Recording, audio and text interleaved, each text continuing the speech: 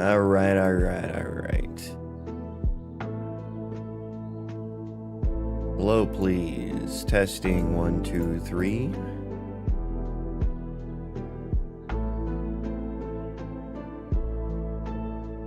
All right. So yesterday I did voxel stockpile stuff. And today I am again going to do voxel stockpile stuff. It's a complicated system, and it's been taking multiple days to get everything ironed out. It's working well. I just need to kind of get the last little bits and bobs all fixed up. Greg, welcome in. Hi, Greg. Good morning. And what was I in the middle of doing here last night? Yeah, I think I was in the middle of, putting individual quantities into storage, into the stockpile. I think I might need to do one for, well, I guess trade item probably handles it for containers. And I need one to handle it for areas. Now, I always, every time I'm like writing something for an area, I'm like, man, I should really generify this a bit. I should just put an inventory component on the area as well, but it's like, I also need it to be stored by F-vector. Like, I need that. So it's just like, that would just be like duplicating without the only purpose being to just use the same function, but then I would still need another function as well. So feels bad, man. Feels bad. Anyways, oh great. Oh great, our release failed this morning. Wonderful. I get to look into that later. Very fun. Very fun. Okay. Now let's see here. Yeah, so I'm handling putting a specific quantity into an area stockpile storage, the voxel, the snoxels stockpiles. So let's see here. Yeah, so if 2 storage already contains the storage slot that we are putting it into. Now, the find applicable storage space algorithm I wrote should already take into account giving me the slot to stack into.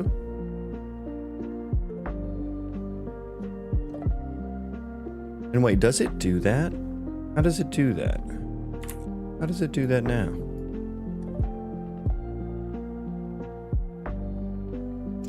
If the quantity, if having to pick up quantity is less than or equal to get quantity,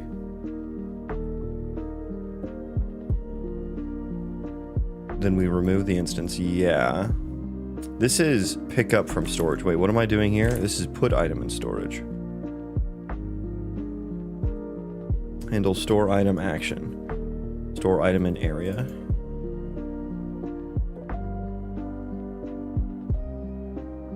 Store item in area.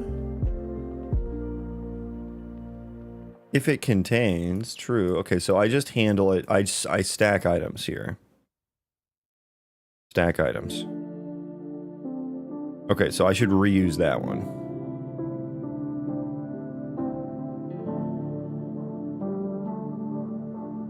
Okay, let's do this. What is this? U inventory component, stack items. There we go. Okay. So this is going to return true for, I don't know, what is this little dangly bit doing over there? So it's going to be bool be stacked all quantity.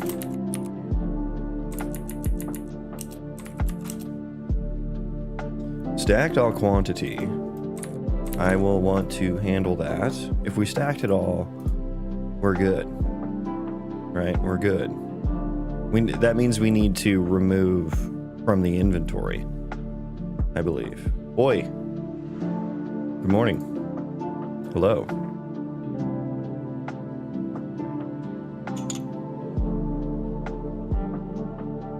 Remove from inventory. So yeah, let's This is going to be B should remove from inventory. And I am going to set that to, are you in Indonesia? Does it sound like I'm in Indonesia right now? No, I am not in Indonesia. Nice try. It was a good guess. It was a good guess.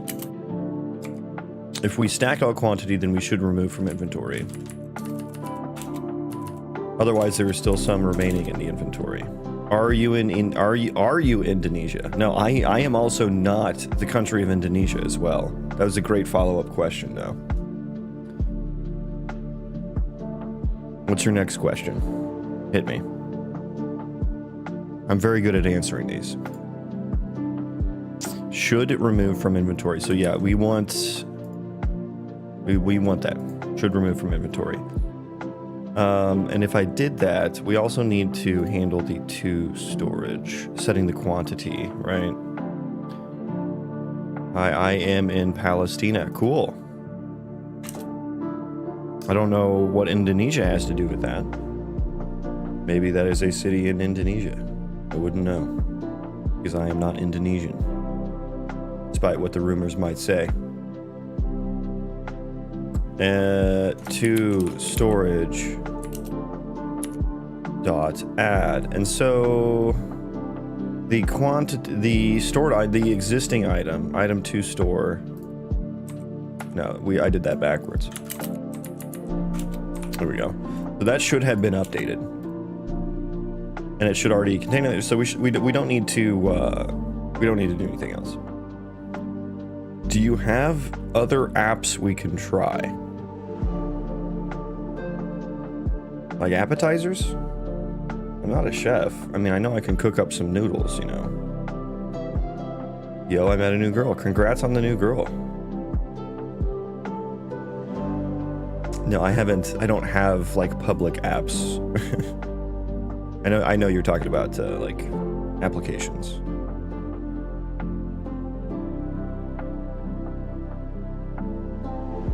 Okay, let's see. Quantity.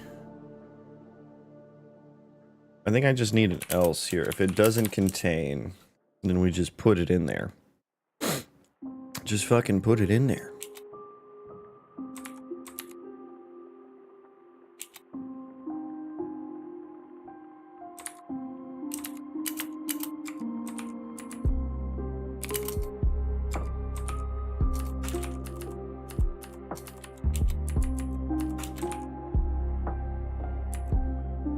Is that B, if B stacked all quantity? I could just set it equal here, but I think that's a little less explanatory as to what this function did. We're gonna leave it like that. And why are you upset at me? Oh yeah, we need to return true at the end here. Put item in area. Yeah, what should that return? Returns whether a new item was created. Right, because I need to make sure that I add an item instance if I need to. So that's gonna be should remove from inventory. Bool. Let's also do bool B added new item. And then I will return added new item.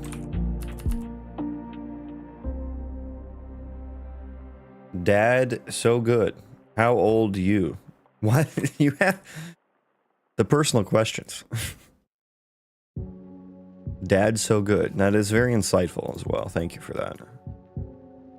Okay, I think that's good, because if that returns true, we already broadcast the inventory update. I'm also handle pickup, store in item in area, handle storage.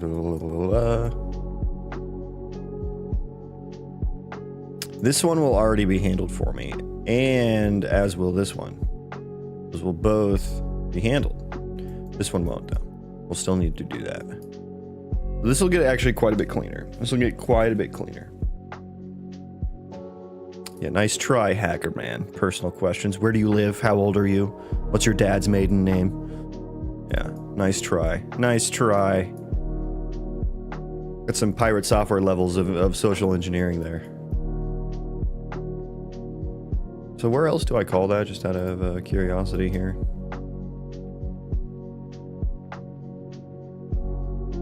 Yeah, there. Yeah, the place that I did click it from. Yes, thank you. Is that it? I thought there was one other place I did it from. Yes, I knew it. I knew it. That Mulan was a troublemaker. Okay, yeah. So this one, I think I would just need to. I just need to refresh the internet. Ow, fuck. And then, ow, goddamn, that hurt. Oof.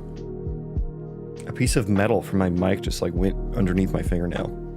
That is not a fun feeling. Yeah, I think I'll fold this into the other function. You making a game? I am. I am.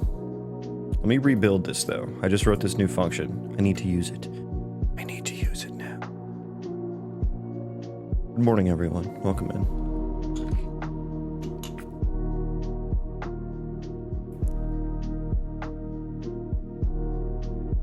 Okay, 20 actions. Oh my god. Okay, I need to create like an inventory utils file.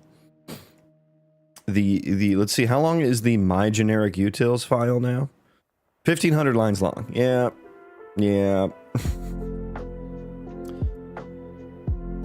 Greg just says MMORPG.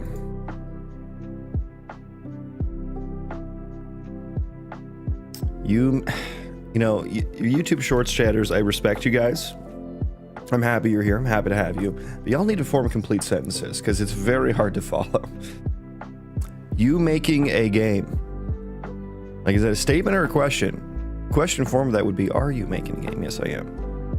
And Greg, you just said MMORPG. Are you answering for me? Because that would be incorrect. Or are you just saying MMORPG because...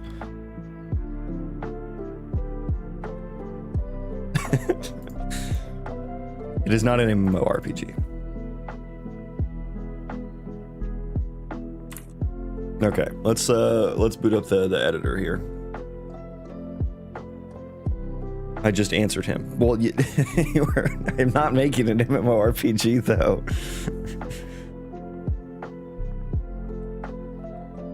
One person cannot do that. That is not a one-person job.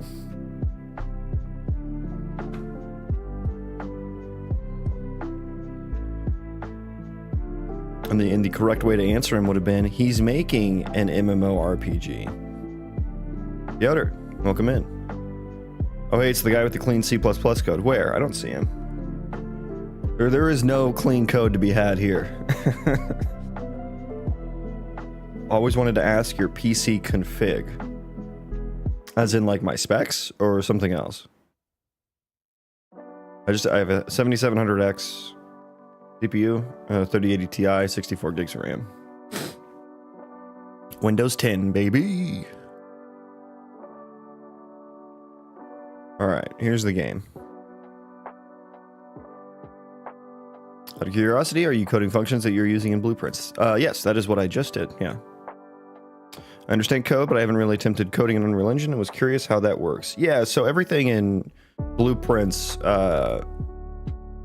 comes from some C++ code, right? Like, you can also create functions purely in Blueprints, but you can also, like, basically how it works is you have these little macros here called a U function, and they have these different, like, meta tags. Like, this makes it usable in Blueprints, this one here. And so I wrote this C++ function, and then there are, like, certain types you can and can't use, which kind of makes it annoying sometimes, but for the most part, all the U types can be used. Tmap, your primitive types as well in 32, you know. But then, yeah, so what that would look like is, where was I going to use that? Handle, pick up item action, store item in area. Yeah, so I was going to do store item in area. So it shows up here. That's how that works. So it's kind of nice to be able to create like little building blocks and connect them together in different ways. But I do most of my game is in C++. Well, you're just starting. Who knows? Maybe you get a team after a year or two, then become a whole complete group. Yeah, even then, an MMO is too big. I don't think you understand how difficult an MMO is to make. I am making an RPG Colony Sim Roguelite with procedural terrain and AI-generated quests. Why is the editor loading so slow? That's, I don't know, the first boot of the day always kind of goes a little bit slower. That's a question for Tim Sweeney.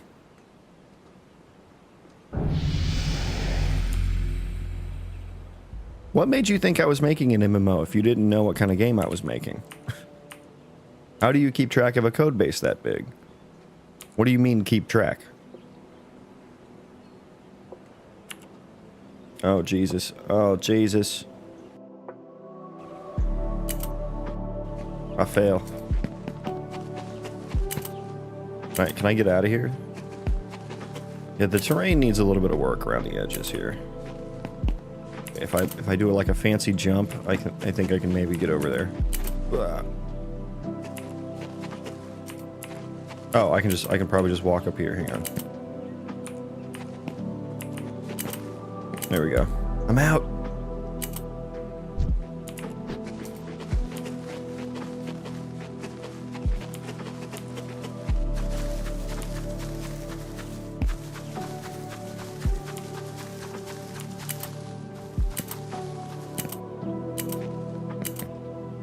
I mean, I did write all of the code in the code base, so not that I remember all of it. That would be ridiculous.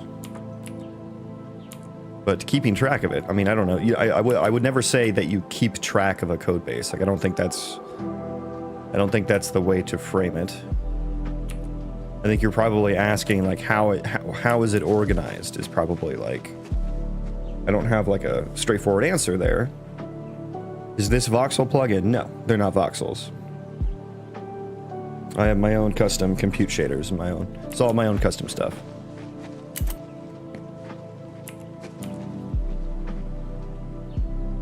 The look of the map have the feeling of MMO for me. MMO isn't like... MMO is just a type of RPG, right? Like, I don't know that you can say, like, the map looks MMO to me. I mean, because, like, something like Ashes of Creation or, I don't know, other MMOs, like, it's just open world. Like, that's, and which many single-player RPGs are, so. How many FPS does the game give? Plenty. It's different on every system, man. I don't know. Every system, every scenario is different. I can't, like, I can't give you a single answer for that. MMO is hard to define. I'd agree with that.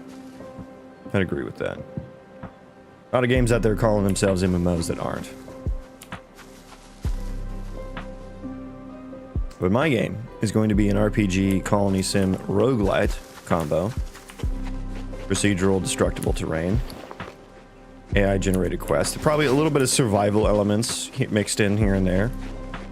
If I can actually, there we go. There's the destructible terrain. There you go. No voxel to be had there. It sucks, and it's really just a proof of concept, but it works. It's possible. That's all I was trying to do there. I've got underground caves, which, if you're not familiar with game dev, having concavity, doing non-convex terrain, non-height map terrain, even without procedural, it has its own cans of worms. And usually people have to create their caves and stuff out of meshes instead of out of a landscape, which makes a whole host of problems pops up when you have this. Like, you can no longer rely on there like being nothing underneath you and stuff like that. It's a huge can of worms. But anyway, that's why I had to write this like little voxel algorithm. This isn't using like, and of course it just straight up didn't work there. Wait, what the fuck? Why isn't it working?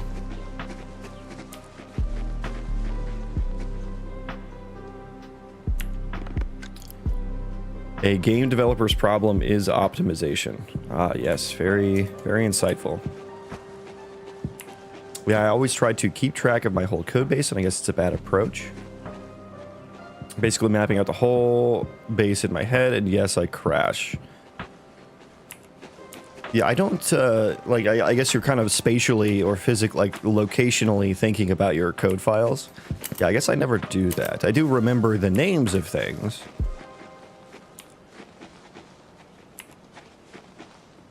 Unity, you could not create a cave. You could not delete terrain faces to place cave. It sucks so much. Yeah, I mean, a lot of terrain systems are that way because of the challenges involved with concavity.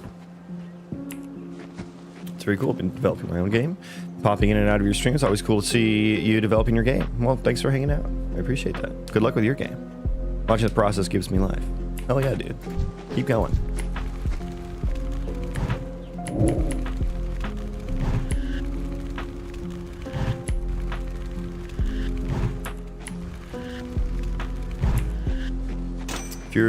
If you were to play the same game with Unity, you'd probably get 20 FPS. I don't believe that. You can do procedural terrain in Unity. I've seen it. I have seen it done. Programs F# can be fully located in one file. I mean, I think any programming language can be located in one file.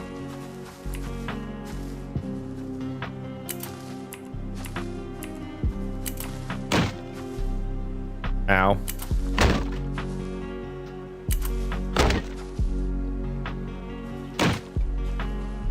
Shall we explore some new seeds? Shall we? I like this seed a lot. This is a nice... The terrain is very nice.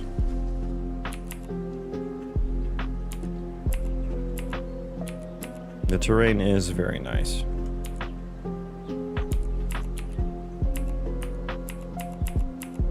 Someone tried to pick up that mushroom.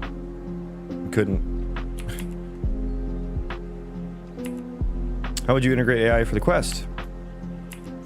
I have it spit out JSON. I'll show you. I have a little proof of concept here. All right, we're gonna go talk to Lynn Alder here, who's running away because they're hungry. Hey, Lynn, come here. Okay, generate quest. Inspect. Lynn Alder, 22-year-old female elf mage, dependent and quiet. Lynn was a quiet and introverted child, finding comfort and companionship in books and studies. Her natural talent for magic quickly became apparent, and she immersed herself in her studies, becoming a formidable mage. So I sent a prompt to the Gemini API. I dumped it has a million context windows, so I just dumped my entire item database into the prompt. I dumped every single character that has spawned into the world, as well as their backgrounds and their classes, all this character information that I just read off. And I gave it a JSON structure, and I said, hey, fill this out with a fantasy RPG video game quest. So let's see what that looks like. Whisper Wins Woes. So here's the quest panel over here, and then we have the dialogue down here. And my name is Tal. So they say, Tal, thank you for listening to me. I have need of your particular skills. There's a disturbance in the Forest of Whispers to the west. It's disrupting the mana flow, making my spellcasting difficult, almost headache-inducing. And I've been having terrible nightmares since it started. Okay, what do you know about the Forest of Whispers? It's usually a place of calm and natural magic, a nexus of sorts, but lately the resonance is chaotic. It feels wrong. What kind of creatures inhabit the forest? Mostly animals, but some are slightly more attuned to magic than others. They may be more aggressive than usual if the mana is disturbed. Okay. And so, like, part of that JSON object has, like, a bunch of different objective types that the AI can pick. And so, one of them is explore, which is just, like, go to a location, right?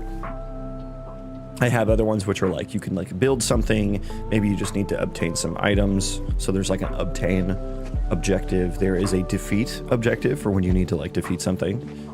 And what other, there's like a talk to, there's an interact with, there's, I did escort too, although it doesn't, I've never seen it pick escort. So I may need to like re-encode that. But anyways, yeah, that's how it gives me a quest. And I can accept it. And then it shows up in my little quest log here, even though it says no quest. A little broken, but yeah, that is the AI generated quest system.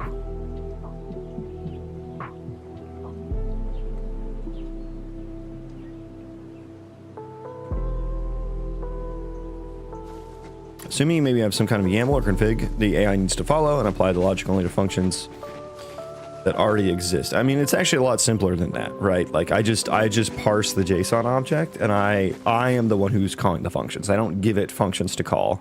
I give it data, right, that it can use.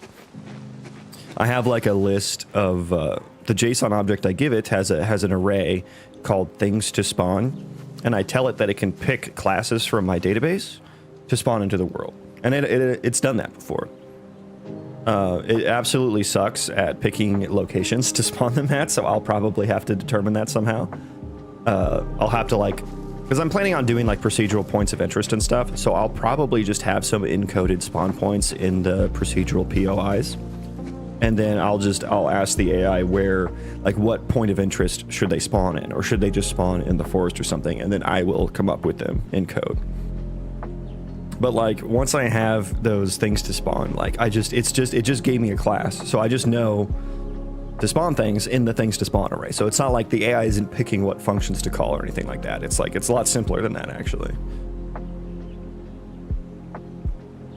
Yeah, the cave we used to make was just a separate map as a cave. Yeah, there's a lot of like different tricks and stuff I know people use. I've never used like the built-in terrain, so I actually don't know fully how it works. But I know like I think Jed was saying that he used like some sort of volume or something that changed it occluded the height map terrain and then changed the collision in the cave entrance. So you couldn't see the height map, you couldn't see the terrain in the cave entrance, and you could walk through it. And that's how he created a cave. And I was like, damn, the shit, look what they need to mimic a fraction of our power, you know what I mean? The fraction of the procedural generated noodle caves.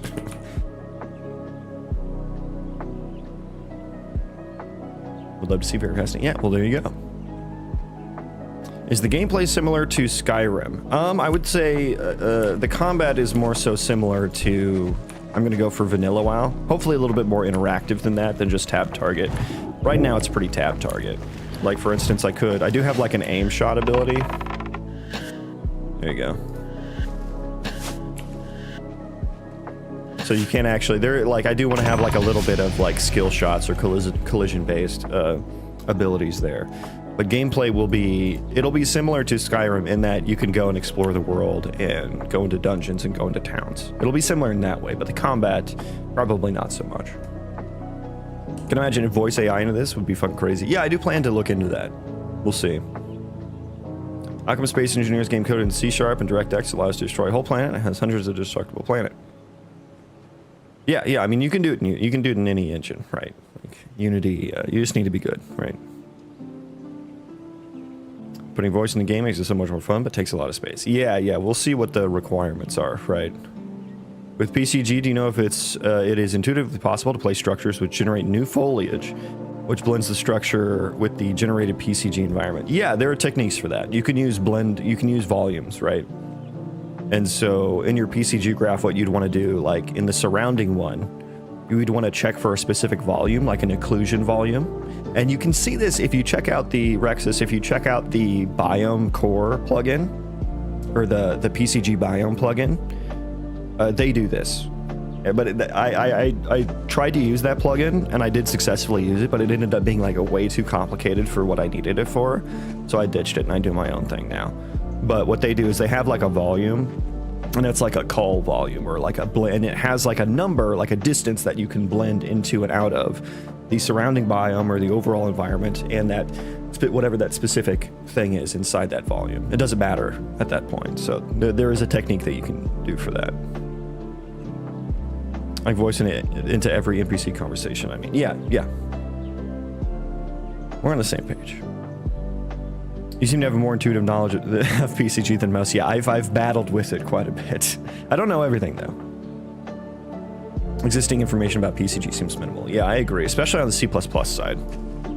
Like when I was rewriting my own like PCG nodes for like, I had to write my own C++. Like there's a lot of documentation on like how to write the blueprint nodes, but there's no documentation on like how to write your own C++ nodes that show up natively in the graph. But anyways, I figured it out.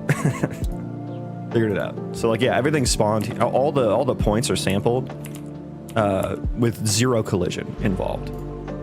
And that's how like That's how these are spawned. Like, there's no actual meshes here. Like, there's no actual terrain there. Like, all I have is the data that came from my compute shaders, which is just like raw data. It's just index, it's just triangle data, raw triangle data.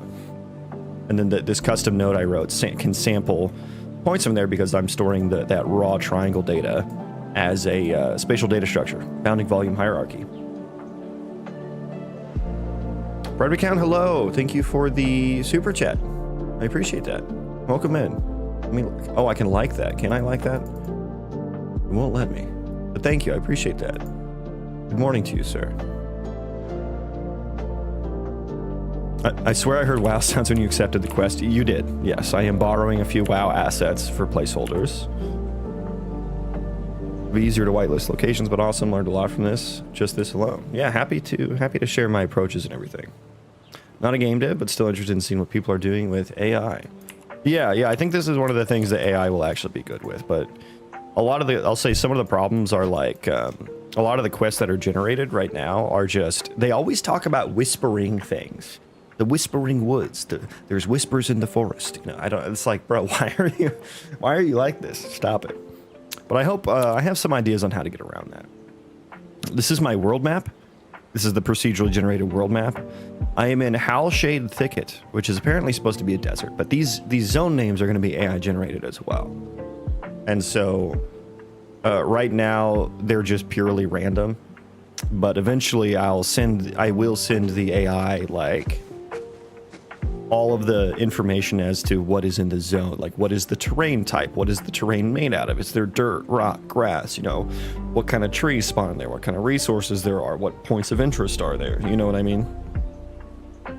And so hopefully that'll give it like a flavorful name, and then I can use that name along with everything that's spawned into the zone and pass that into the AI generated quests as well. And hopefully that makes the quests pick actual locations. Like, I'll probably give it a list of points of interest to pick from if it needs one. But hopefully the zone name and me describing the zone to the AI allows it to ground the quests into the game world a little bit better than what we just read. Look at this giant crater. I kind of want to go over there.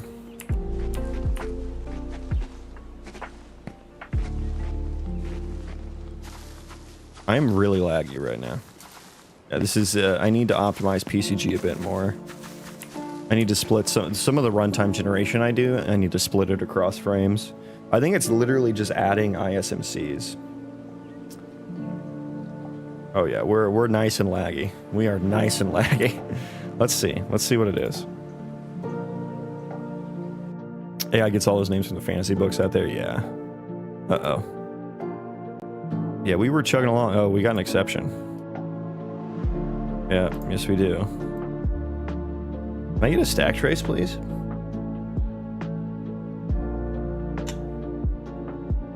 It was on apply gameplay effects spec to owner.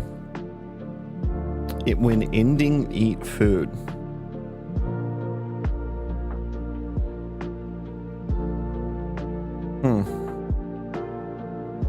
And that was an exception, huh? Oh no, we're good. We're still good. Yeah, it is so laggy right now. Let's see, how many entities do we have spawned at the moment? We have at least 1,500. Yeah, about 15. We have like 1,400. We have 1,400. I just want to see. Let's do a quick trace. I'm pretty sure this is PCG's fault here. I'm gonna walk around a little bit.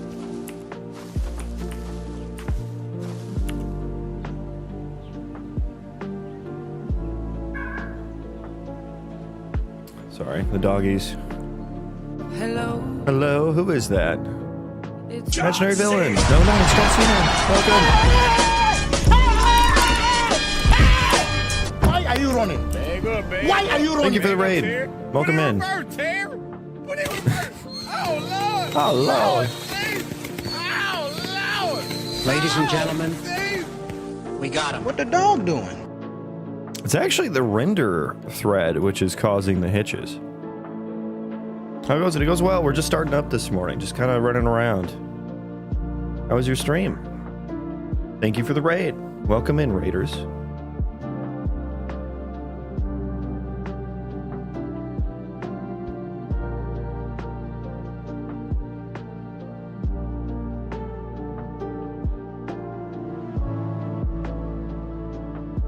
How do you debug and resolve when such a latency drop becomes so prominent during development? By doing what I'm doing here. In profile. Early and often. And a lot of this is just like in editor stuff. And it's mostly like, oh, it was Slate. Slate was happening there as well. Yeah. So a lot of it's just editor things. Yeah, wind pump messages. That's just a side effect of playing an editor. However, there are some of them that are just like GPU hitches, I wonder. These are harder to debug. Fixed more than I broke? That's always a plus. Hell yeah, dude. That's progress. That is progress.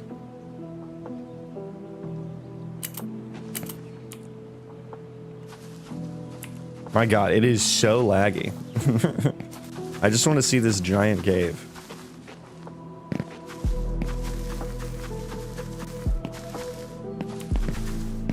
Jesus Christ, this is not a very good display of the game here. Go take a peek down in here.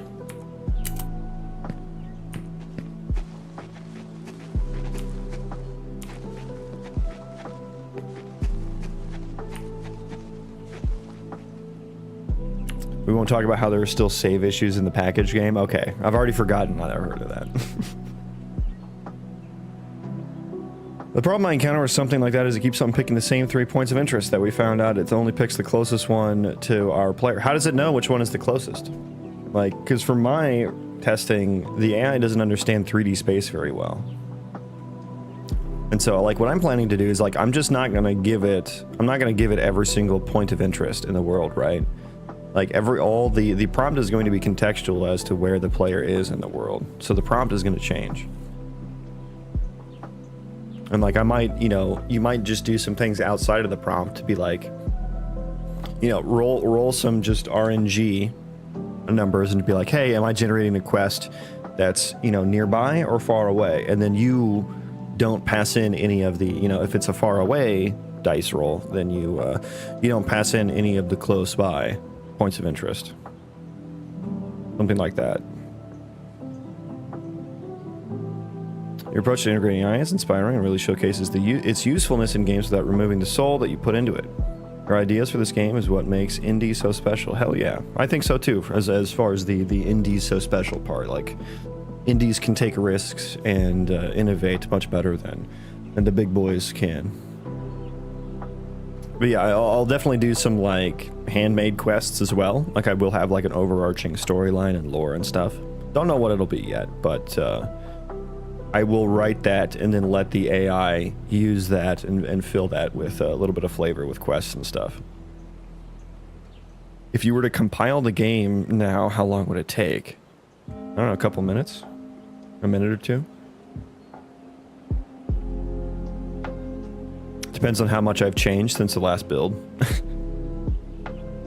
If you mean like compile without a build cache, yeah, I don't know, like 5 minutes maybe? Is this Turtle WoW UE remake? No. No. Does this look like a WoW character?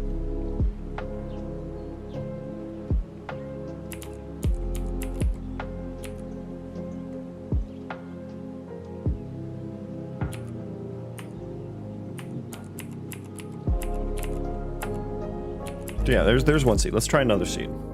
Let's try another seed.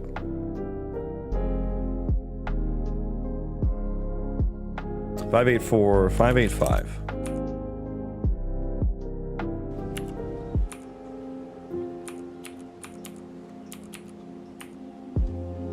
That's a nice seed too. That's a nice seed too.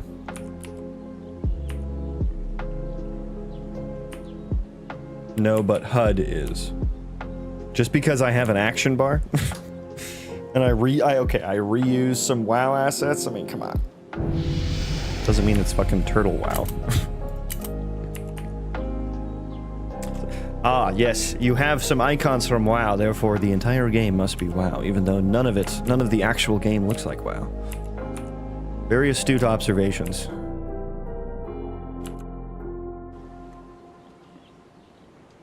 Where the hell am I? Jesus. They are from WoW. Yes, yes, I do. I do use some placeholder assets from WoW, yes.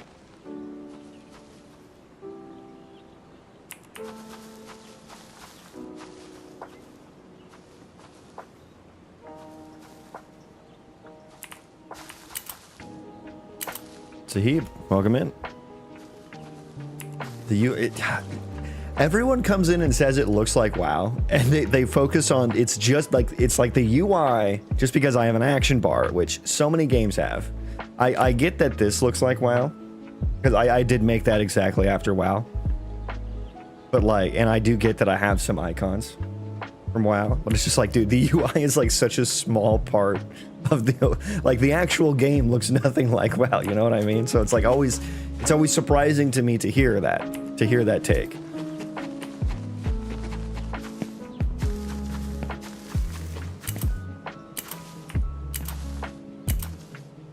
Like most game devs at one point ripped assets from WoW because they were abundant and easy to find. Yeah, yeah.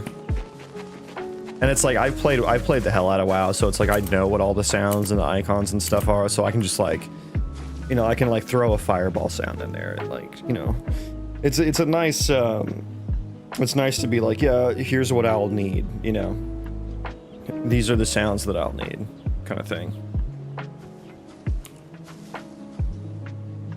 Bro, where to learn complete UE5? Any suggestions? I don't think there's any single place that you can completely learn UE5, my dude. Like I've said to everyone asking, you know, how do I start? Where do I start? Like I don't have any tutorials or courses or anything to point you to. Like I don't learn that way.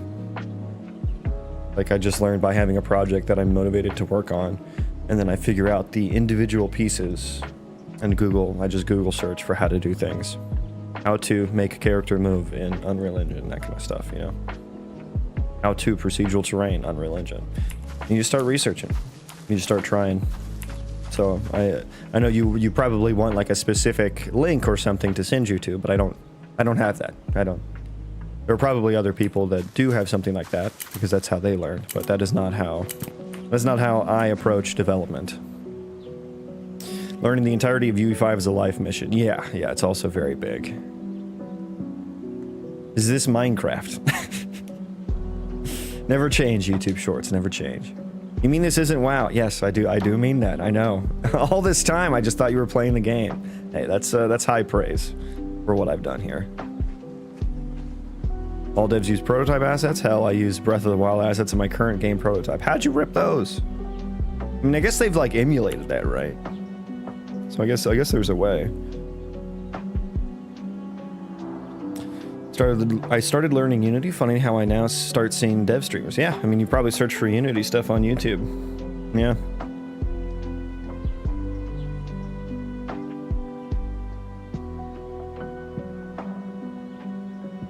Faithless, what kind of game are you guys working on? Sounds interesting. Interested to hear some of your quest prompting techniques. If there's any good or any bad that you've discovered, better or worse thingies. Yeah, the editor is kind of chugging along. I think I need to clear out. Let's clear out the output log here. There's probably a lot. We give priority to closer places than farther places in generating quests. We're very inexperienced in game making. Yeah, I don't think AI would be very, like, I don't think AI is necessary for, like, choosing specific things. You know what I mean? Like, especially when it comes to, like, giving priority. Like, I don't think you can encode that into a prompt very well. You know, does that make sense? Like, I think you pick that before the prompt and then pass the result into the prompt. Because it's like just rolling an RNG number generator to pick which POI a quest is generated for is... Or am I still here?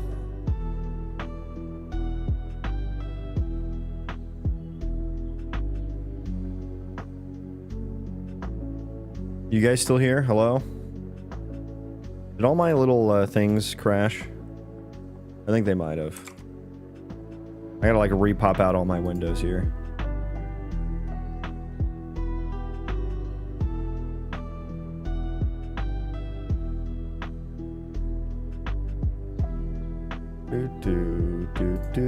Do.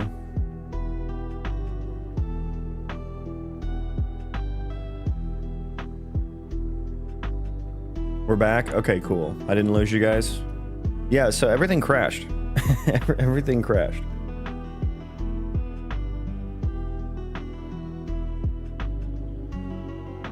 Oh, it still says I'm live. Does that work? Okay, I guess it did connect back to the old stream. That's good. It's probably like a limited amount of time that I have. Howdy from New Jersey. Well, hello. Hello, New Jersey. Wait. I don't need one of those. Oh my god, everything got messed up. That's so annoying.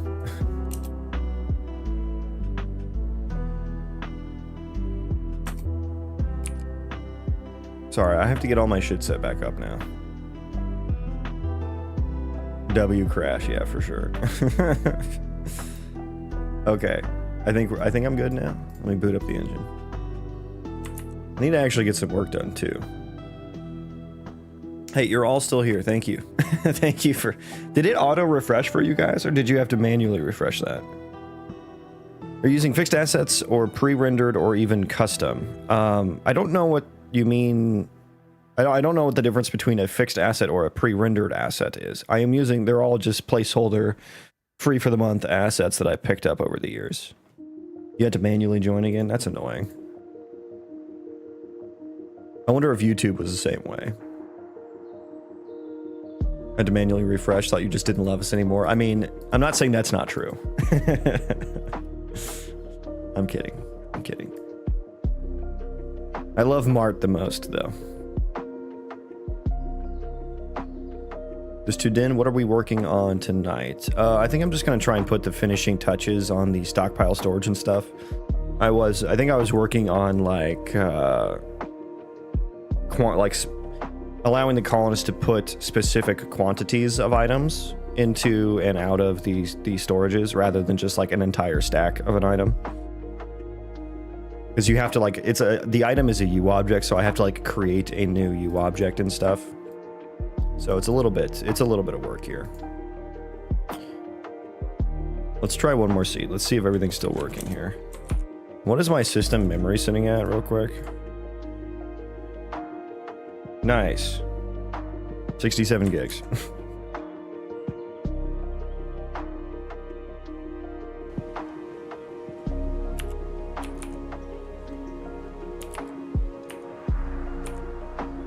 This seed's not as exciting.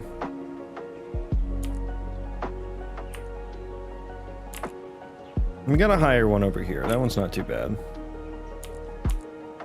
Fixed assets are renders you have to rendered off a set image. Pre-renders are assets other people make.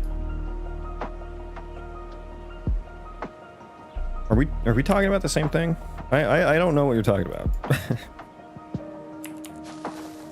When I say assets, I mean like the models and stuff like that. Like, I mean, I guess like textures and sounds and stuff are all assets as well, but like, yeah, I don't make any of my own assets, and I have not had any custom made for me.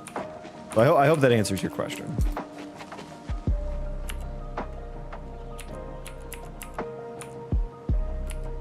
Is the level up sound when you have finished generating the world or a certain amount of chunks? That's just when the player spawns, because I call the same function on level up to set the level to level 1. So it just by default plays the level up effect.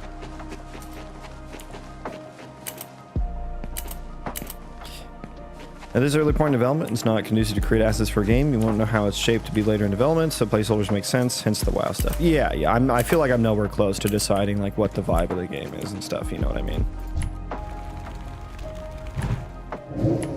Oh god, he's a caster. Oh Jesus. Bro, the casters, I swear, they hit harder than me. It's not okay. Oof. Oof. You know, it'll be fun to actually create some loot. You can't even see these fucking mushrooms, man. Can't even see them. You know what? Get this tree out of the way. Thank you. Okay. My height setting on the jump seems off. It's just the default ALS locomotion.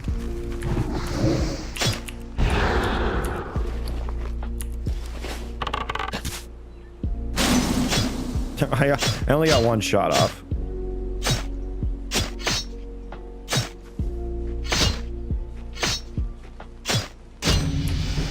Okay, so yeah, there's the level up. It's just I'm level 2 now, so that's what level 2. Level 2. Oh, I need to reset my zoom to mouse thing. Hang on. Okay, there we go. Yeah, level 2, right there. I think my action bar is a bit too big, actually. When I see it full screen, it feels a bit too big. Where was that? Oh, yeah, there's the mountain. I can see it generating.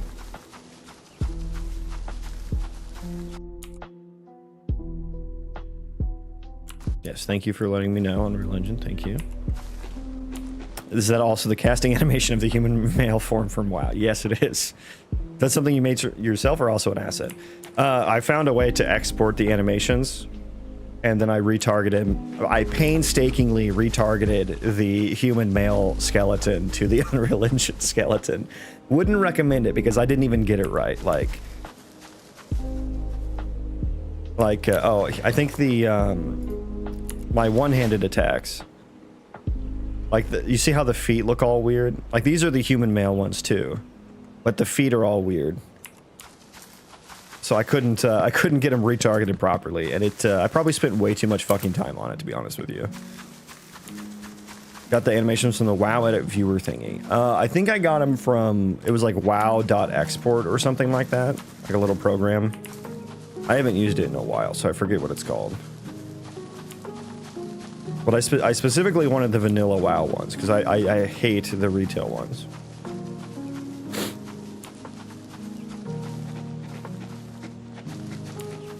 Game we're working on creates a whole world slash planet, kind of like RimWorld at the start, and then creates dungeon slash point of interest, kind of like Elona Ellen. I don't know those ones. I know RimWorld. Love me some RimWorld. There's some randomly scattered all over the map. Nice. Sounds cool. Is it 2D like RimWorld, or are you doing 3D? The other day I saw you mentioning how your characters change between actor and a GPU instanced mesh. Well, just GPU animated. That's it. That's the only GPU part. Do they still perform tasks when they're no longer an actor? Yeah, that's exactly... That is what they're for. Yep. The logic is, the actor is just a facade, so there's no logic on the actor. The only reason I switched to an actor is because I get a better blend space, so they look a little bit better up front, up close. So he's an instant static mesh right now. Now he's an actor. And so if we'll build this here. I'll tell you to come with me. Let's back it up a little bit. No, come here. Come here. So by the time he gets over there, go construct that. So he is now an instant static mesh. He's hungry. He's very hungry. Here, come here. Here, I'll give you some mushrooms so you can fucking eat. There you go. He's like, thank you. Oh, I was so hungry. But yeah, I'll back up here. So yeah, he just changed. I don't have the sitting animation baked, so he goes to the other one. But yeah, he's an instance mesh there. 2D? Okay. Gotcha. A lot of 2D games are really fun though, so. Like RimWorld, one of my all-time favorite games. Entirely 2D. He's boot scooting. Oh, he still has his construct. He still has his task. Nice. Okay. Okay, let's go over here. Oh, he's eating again. Oh, I didn't change my hunger meter because I was testing it. So he's hungry all the time now.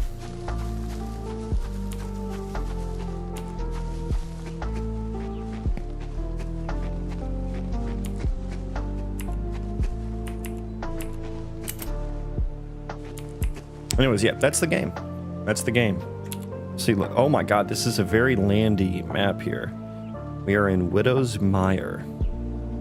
Next to Void Gate, the Satyr Woods of Revelry, Eldritch Forest, Dragonscale Crag, Shadowspire Peaks, Brimstone Crater.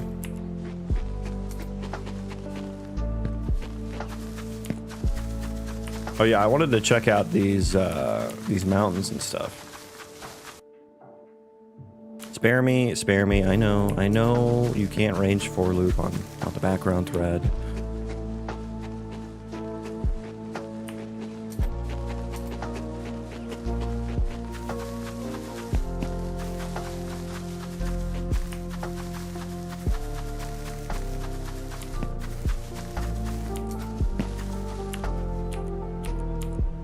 God, look at that big ass mountain.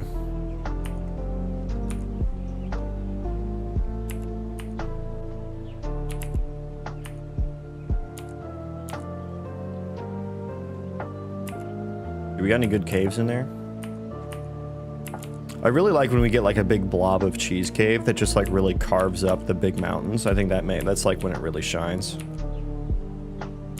And I love, oh, that's so cool. I love the, you see how it's like, so like looking at there, like when I pass by it, you can like really see the depth. Like that's so cool. You're like, oh yeah, there's a giant cave under there. That's really cool. That's really cool. Like, and I always say this, but like imagine if like, you know, you're like looking, you're like peeking over the edge here and you just see like a fucking Balrog pass by or something, like some giant monster. Or you see like a bunch of goblins running around. That would be fucking awesome. That would be fucking awesome.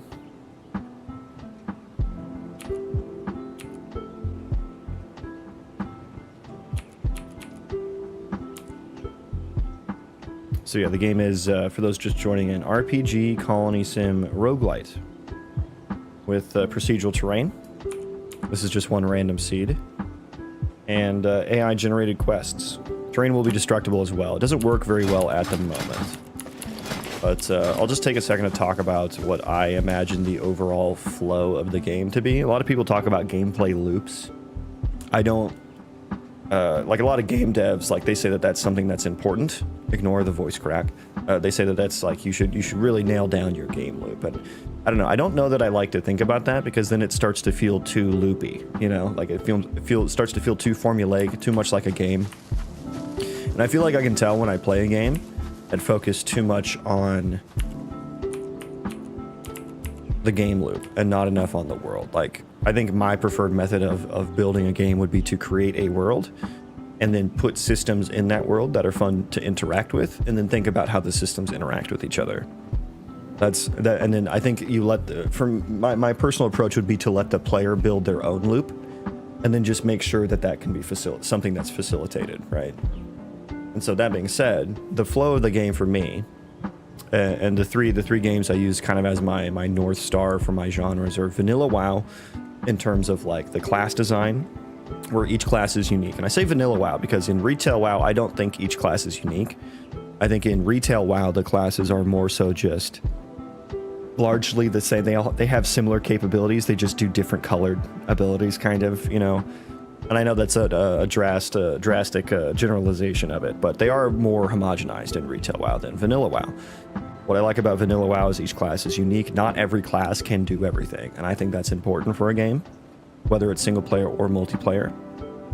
And I think that gives you a lot of class identity. So strong class identity is what I want. I also want a lot of abilities to choose from.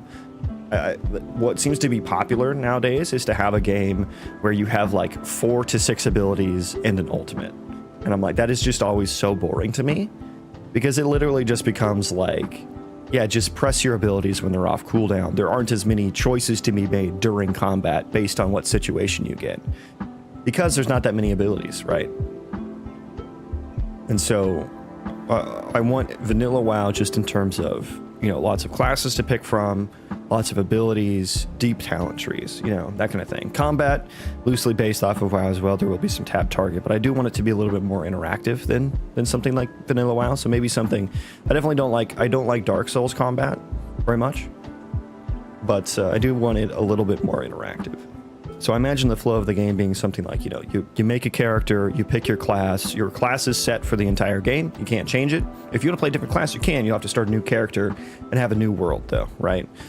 So you'll spawn into a world, you know, you can pick the seed, you know, just like Minecraft or Valheim or something like that. And as you run through the world and level up every few levels, I will give you maybe like 3 different abilities to choose from.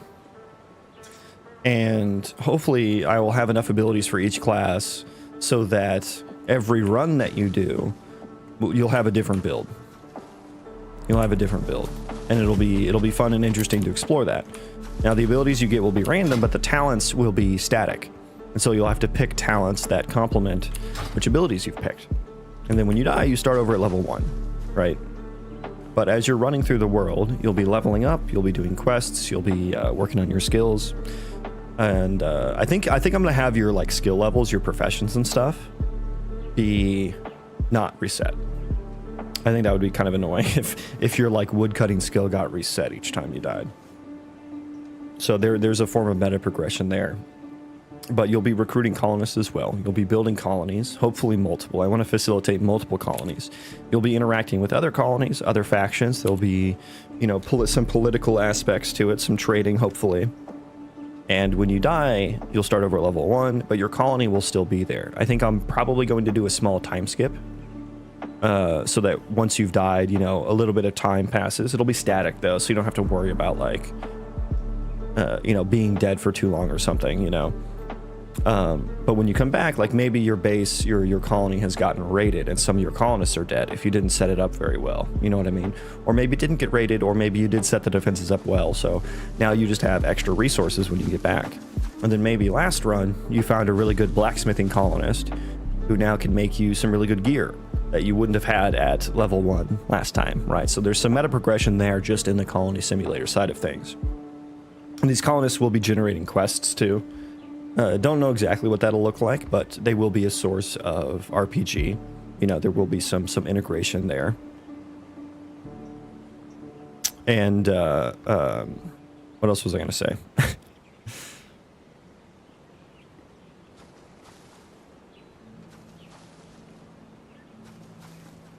Oh, I think I was just going to say, like, the world state will be the same as you left it. Like, nothing in the world gets reset when you die or anything like that. What is this? Oh, just arranged for. Ugh. That's the most annoying assertion. Feel exactly the same. I want fun aesthetic abilities or really contextual abilities, not streamlined. Yeah, I like having a lot of things to choose from. I also want like a Baldur's Gate non-combat skills like perception, intimidation, persuasion, that kind of stuff, you know. Because I think that'll play really well into the AI-generated quests, where the AI can pick like difficulty check levels for like different options and outcomes like that. And so I think that I want there to be some non-combat abilities as well, right? And then I'm hoping for there to be some like class quests in the world. And so, you know, maybe you pick the mage class and like you recruit like some mage colonist or something, and they tell you about some arch wizard or archmage in a tower in some zone that's like, you know, something like a little more difficult, but something to give you like a goal to go towards, like something you can't do immediately, I would think, like something that you would definitely die if you tried to do it right now. But then it's like when you get there, the archmage can teach you like a new ability. And then whatever that new ability is will go into your pool of abilities that you can pick from in the future, like when you roll new abilities every few levels, right? So some really flavorful class quests like that I think would be really fun. Yeah, and I'll have procedural points of interest as well. I'm going to do some... I have some ideas for like some procedural landmarks as well, you know, like plateaus, craters, ravines, that kind of stuff. And then what I would absolutely love, this is a long shot, but I would absolutely love to have some procedural Zelda-like dungeons where there's like procedural puzzles in the dungeon. So when you die, the world persists. Do your abilities persist also? No. So your character resets to level 1 basically. And so like, that means like you die, your gear goes away, right? And maybe I'll allow you to recover some of that, but I never like the oh, I have to get back to my body after I've died aspect of some games. Like, I don't like that, you know? I think it would be a lot more freeing to just completely start from level 1. And like I said, I think your like life skills are going to stay the same. Maybe your non-combat skills will be there, like your persuasion, your perception, and your wood cutting, that kind of stuff. I think I'll keep, so you don't lose those levels, or maybe you only lose a small amount of them. Curious, if it's not multiplayer, why make the player choose a class rather than just going the open-ended Skyrim route where they can use any ability? Oh, I'm so glad you asked that. I hate that.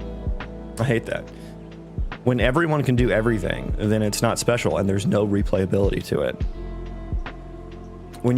I don't think systems that are completely free form are actually that fun, and I don't think they have that much longevity.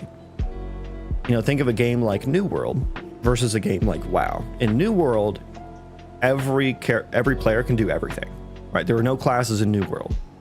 You can do every skill, you can use every weapon. The weapons are like the classes in New World. But in WoW, and I know these are multiplayer games, which is not what you asked for, but I think the same applies to single player games. Like the whole, I guess if I had to come up with gameplay pillars, one of them would be replayability or longevity. And so the whole thing, like this game is about replaying it and re-experiencing, right?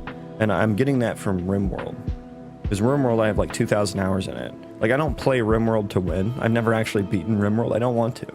I just play it for the stories, right? I play it for the experience. And I want to inject some of that in here. And I think having the different classes and not allowing you to just change your class willy-nilly. I'm not allowing you to change your class at all. Not allowing you to do every skill. Not allowing you to do every class, every ability, you know. I think that actually increases the amount of replayability. And I think when you create a system that's completely freeform, it's not as fun. Like, I think the fun of a game comes from friction. It comes from constraints. Like, I don't think pure RNG is fun, but when you create some confines to that RNG, and I'm talking very conceptually right now, but when you create some confines to the RNG, when you put some rails on the sandbox, you know, the sand stays in the box, right? And you can work with the sand in that box. And I think creating the confines around RNG or creating the confines around a system, it actually makes it more fun because the players get to explore that system within those confines and work within the constraints that you've given them. And it really, really allows them to like squeeze out all the juice from that system. And then, you know, it's all about how you overlap these little different systems and stuff like that. Like, you know, having every talent or every ability, you know, it would be, first of all, I think it would be overwhelming.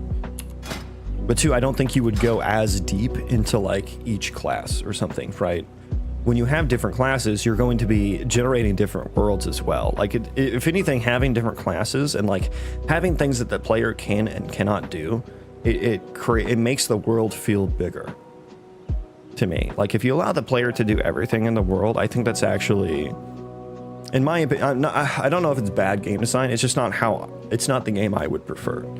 Like, I don't want to be able to do everything. Like, I'm tired of games letting you do everything being viable, there being no bad choices, you know, you not being able to fail, basically. And and death is really just a slap on the wrist, you know, because all you have to do is just run back to your body and you're fine. You know, I kind of hate all of the background philosophy behind all of that stuff, including not a classless design where you can do everything versus a class type design where there are archetypes that you have to stick within.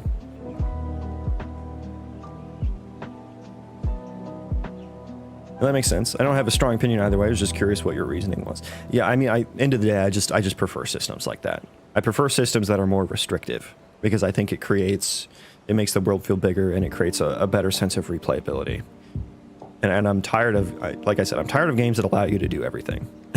Like, the game isn't fun when you can do everything, you know? Like, playing God is only fun for so long, you know? Could you remake this in Godot? I feel like you've got the skill. Is it technically possible? Sure. I'm not sure why I would do that, though. I feel that if you're stuck with your abilities since the start, there may eventually become a point where you feel your abilities don't hold up to perhaps other stronger abilities.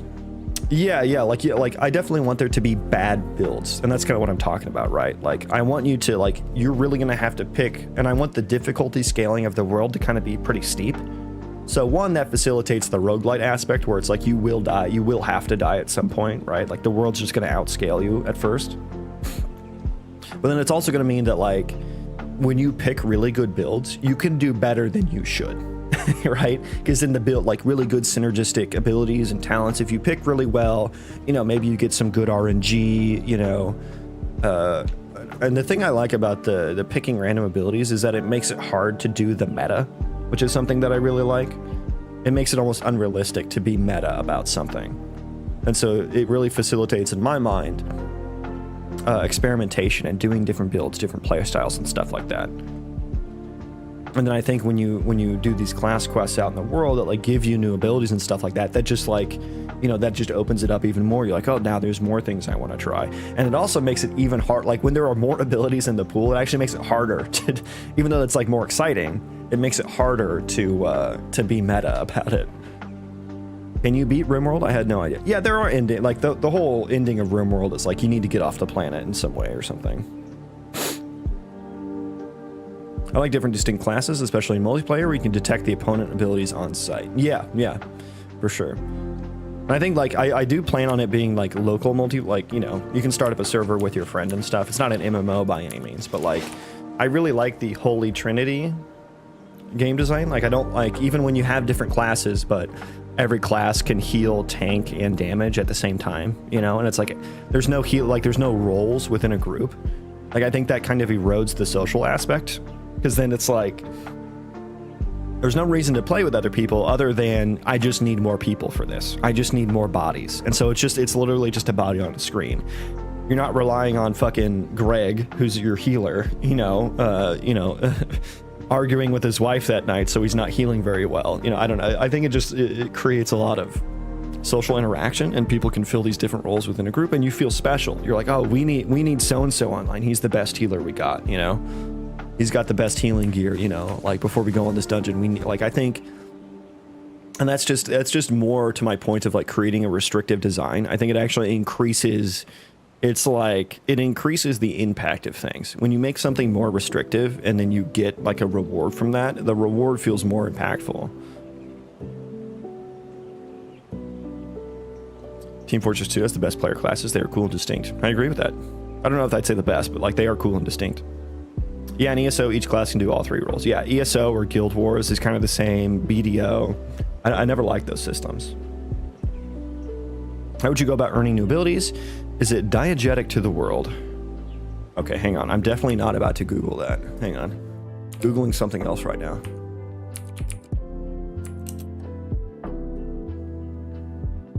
Occurring within the context of the story and able to be heard by the characters. Okay, I have no idea how to apply that to what you said. Or is it just that you earn it from leveling up or something? Personally, I'd want it to be attached to the world in some sense. Yeah, I think I will do both. The answer is going to be both. And like I said, I want there to be class quests. You know, the mage example I gave. Or, you know, maybe you're a warrior and there's some like grandmaster, you know, warrior somewhere that you need to go talk to and train under to learn new abilities or something like that, you know. Or maybe you can just, you know, you can find a scroll, you know, in some dungeon somewhere, and that unlocks a new ability, right? But there will be a base set of abilities that every class has, right? So I think both would be the answer. In ESO, you choose your role, but class has abilities for all three roles. Oh, okay. I haven't played ESO. I played ESO for like 2 hours, and I was like, yeah, this isn't for me. So, yeah, I probably don't have the right information on ESO. Yeah, but the thing is, like, I'm gonna need a lot of fucking abilities to I don't know, like, what the max level will be, or, like, how often you'll get to roll an ability, but I will need a lot of abilities to have, like, a base set of abilities that the player can roll. I don't know, maybe I'll just rely on them not being able to get to a certain level, you know, by a certain time. But then it's like I have to ensure that they unlock some abilities or something.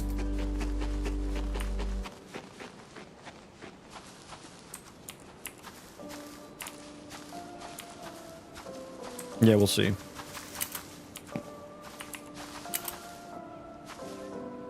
We'll see. But yeah, let's get to work now. Let's get to work.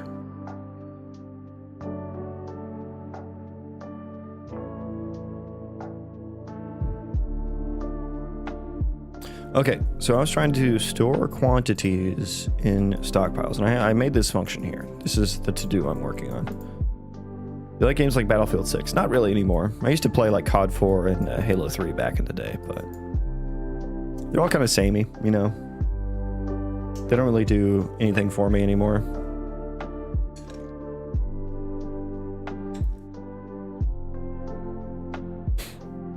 So refreshing to hear you talk about your game. I know it might seem like ego stroking. Oh, please. Actually, it seems so rare to find people with your passion and perspectives. I did 4-year course and couldn't really find anyone who shares these perspectives. Yeah, I get what you mean, but there's a lot of, you know, in the Twitch software and game development category, there's a lot of, you know, really, really cool people doing cool stuff that I'm sure would share their opinions as well. But I agree that, like, the perspectives that I have are kind of populist. They're counter to the popular games nowadays. And I do think that there is a bit of an untapped market in that regard, a bit of an untapped play pattern, because I do kind of have older school design philosophies, I think, where I want things to be difficult, you know, I want things to be less arcadey. Like, I'm planning on doing a long form roguelite. You know, like usually with roguelites, your runs are like 30 minutes, an hour long. I'm planning on having them be hours and hours and hours long. Like, and I got that idea from playing hardcore vanilla WoW, whereas like people restart their characters all the time, and there's no meta progression, right? When you die, you die, and you start over at level 1, brand new character. So, and to get to max level in vanilla WoW, it takes like 60 hours, and that's if you're going fast. So I wanted to experiment with a long form roguelite, because I think that is something that hasn't really been done yet, to my knowledge. And if it has been done, it hasn't been done very much. Same with an RPG Colony Sim. I do know that there is a game called Medieval Dynasty that has been on my wish list for eons now. But I don't know that I can come up with another RPG Colony Sim, you know? Someone mentioned a Minecraft mod as well, which sounded cool. But yeah, these are things I want to experiment with, because I realize like hardcore really is just a long form roguelike. I suspect that open world's progression can be dull without any grinding / progression. Well, yeah, because then there would be no progression. I pray that I find similar people for my project when I get it lifted off the ground. Ever heard of Majesty 2? I don't think so, no. So anyway, store item in area. Store item in area. What am I doing the transform there for? What did I set that to? Where is my... Oh, it's put item in area. That's the wrong one. There we go. Storage slot. That needs to be this guy. Where is my from inventory? Do I have that? I don't have that, do I? Oh, I have from actor though. Okay. So we'll do from actor. Get component by class. Inventory. From inventory. Item to trade. I have that. Item to store. And then I think I need to forward quantity in here as well.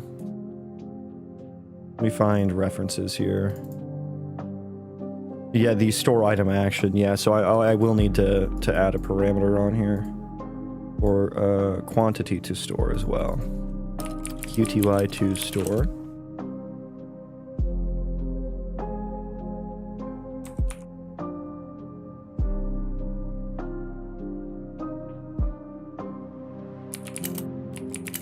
Okay, quantity to store. Okay, so there, it's all wired up there. Now I need to make sure that I update any locations with that additional quantity. I think I use this in one other place. I think I use it in the HUD. Yep, there it is. Okay, transfer payload.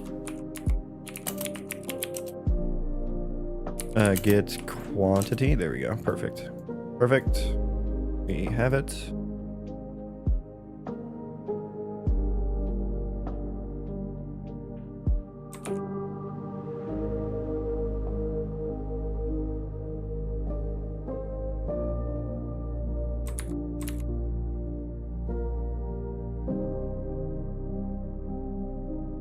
The noodles, they must be reorganized painstakingly. Okay, store item in area. Let's go back in there. We have all that information now.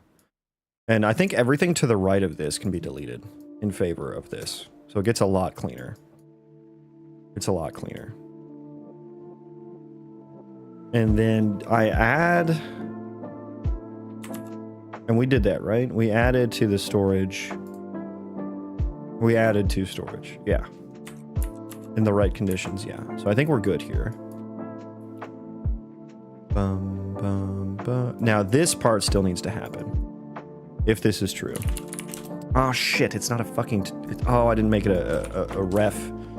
Oh, I didn't make it a ref. A U param. Frickety frackety.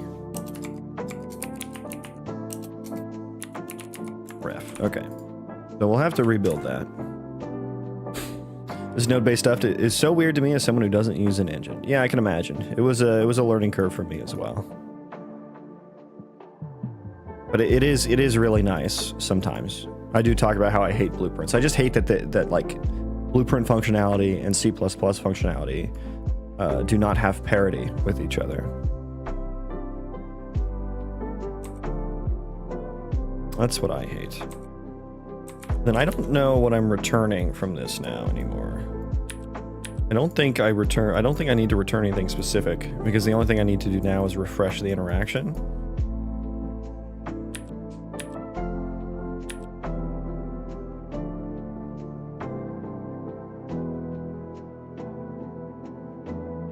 It is annoying having to like organize all the noodles, you know what I mean? That's like, like if you're writing code, like it's just like everything is so easy. I mean, if you understand the syntax and everything, I mean, it's easy to organize, I guess, to me, or easier. Okay, so that's there. We do need to, I need to rebuild and update that. But then this, that's pickup. Wait. Go back to, yeah, handle store item result, and then just becomes this, which doesn't really need doesn't really need a separate function anyway. Let's find all references there.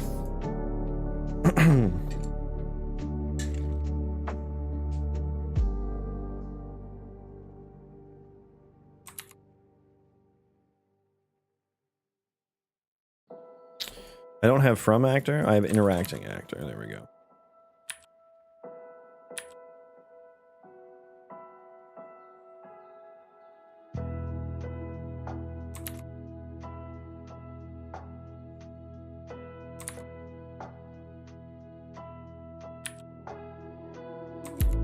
Handle store item result, that just needs to die. And then I think the transfer payload has the from actor on it. Potentially being a player that we need to refresh the interaction action. The interact on. Okay, so then we can delete this. Handle store item results. Delete. File save that, compile that, save again for the third time to make sure that we saved. Store item in area. This is so much cleaner. Oh my goodness. Okay. Well, I guess I don't need to grab the ISMC until later. Until this returns true. But yeah, let's rebuild. Let's go ahead and rebuild.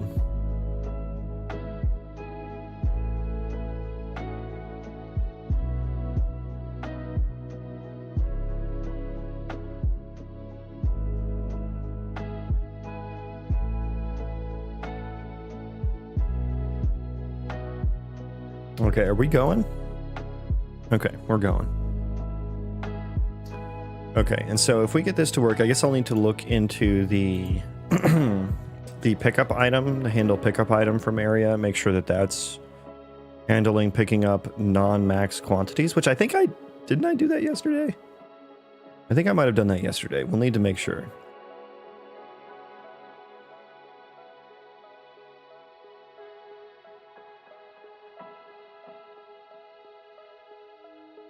Let's let me grab the to-dos here. I only have 75 pages.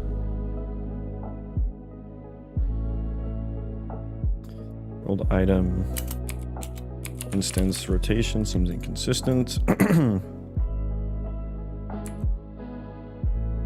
Hauling world item ISMC query shouldn't return stockpile ISMCs. Yeah, we'll want to do that. Oh yeah, the don't destroy stockpiles in areas deleted. That's going to be important. We'll need to test buildings as well. There's so many edge cases with these voxel stockpiles. Oh yeah, and then the voxel algorithm was just completely broken as well. I don't know what the hell happened with that. So we'll need to take a peek there.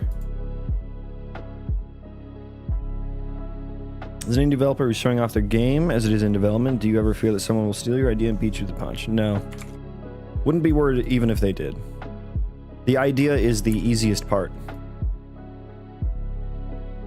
The idea is the easiest part.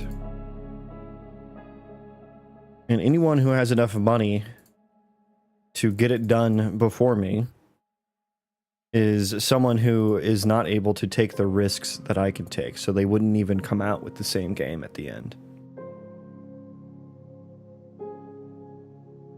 And by money, I just mean like they have to, it's going to be a larger studio that's going to be more formulaic. Oh yeah, I need to update this. I'm going to take quite a bit of a risk. I want area building data. It's like there's no way to completely copy a game, I don't think. Like I don't see games as being something that's like patentable at all, because they're just so different. And there's just so many variables that go into it. Okay. So is my... Okay, the algorithm's working fine there. Hang on, let me check the hump. Let me go back to the hump here. This is my test hump. Okay, I don't know why it wasn't working before.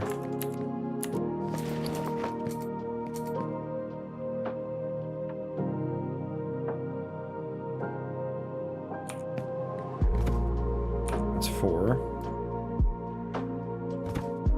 20, okay. Okay. 15, okay. Okay, that's stacked, yeah. Nice. Nice, okay. That's working. So now we gotta test, we gotta test them grabbing what, non-max quantities? What did I just write? what did I just write? Putting non-max quantities. Okay, well, I don't have anything to test that, actually. I will need to do the desired quantities, which is a whole thing.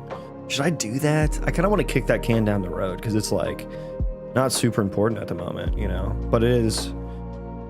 Because, like, what I have is, like, this is a colonist, right? This is a colonist. And so I can show inventory here. I have this desired inventory items system here, and this is my item hierarchy.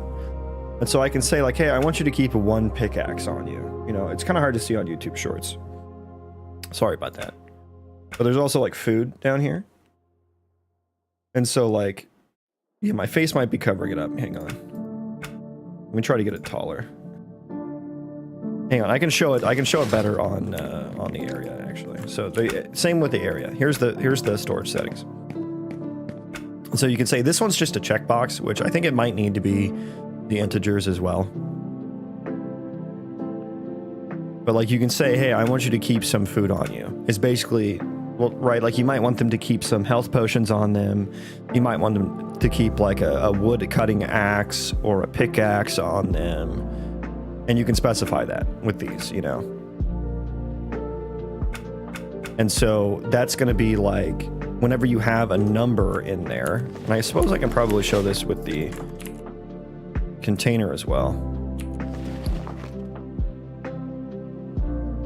By the way, our game doesn't have a real name yet. It's just called Project Ares for now. Hey, my project's just called My Project. But like these actually have numbers to them. And so I will want to potentially drop off not the entire stack of an item. Because I might just want one mushroom or something, or 10 mushrooms on him. Right? So that's what this is for. And right now, I guess I don't have a way to test this. Because right now, the logic is all or nothing at the moment. But I just did this and I don't know if I can test it. I think I should just fucking send it, you know? I think we should just fucking do it so I can test this. Maybe this is a stupid question, but what is the difference between an algorithm and a program? Is it a sum of its parts kind of deal? I think that's probably right, yeah. An algorithm, I guess, is like kind of like a sequence of calculations, right? That do a specific job. A sequence of logic, right? A program is, yeah, the sum of all of its parts, you know? But yeah, it's pretty... semantically, I don't think... Usually a program has some interface to it, you know? Whether that's like, you know... Program has some way to like run it and stop it. It has like a lifetime, you know? An algorithm is just like... code. Right, it's just like a chunk of code that does something. It's pretty semantically. It's not all that important, I think. Not all that important. And let me hang on before I get into that. Let me look at the handle pickup item action. I thought I already did this to do handle non-max quantities. I think I did. I think I did that because I'll test it right now. Actually, let's test it right now. So. That was from the area. So I'll put 10 mushrooms there. So he should... Wait, where the fuck did he go? Oh, there, he was too far away to render. He's coming. Oh, Lord, he coming. Yeah, so like what happened was he just runs around randomly when he's hungry and he can't find food.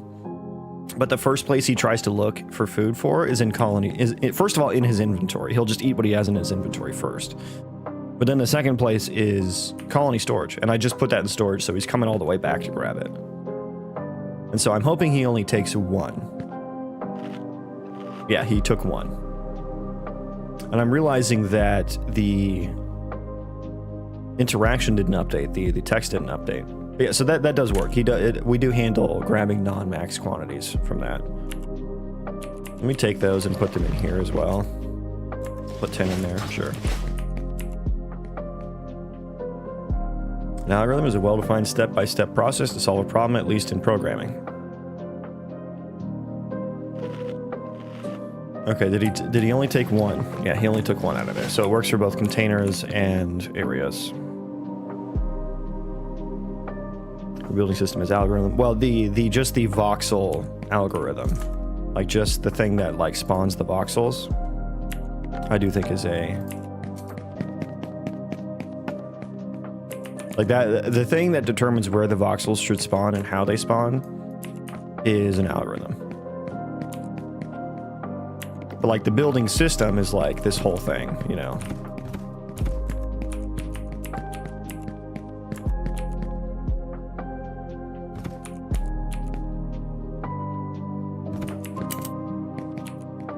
Like this is just a building system. But like, I don't know, like the terminology is kind of meaningless. It's not that important.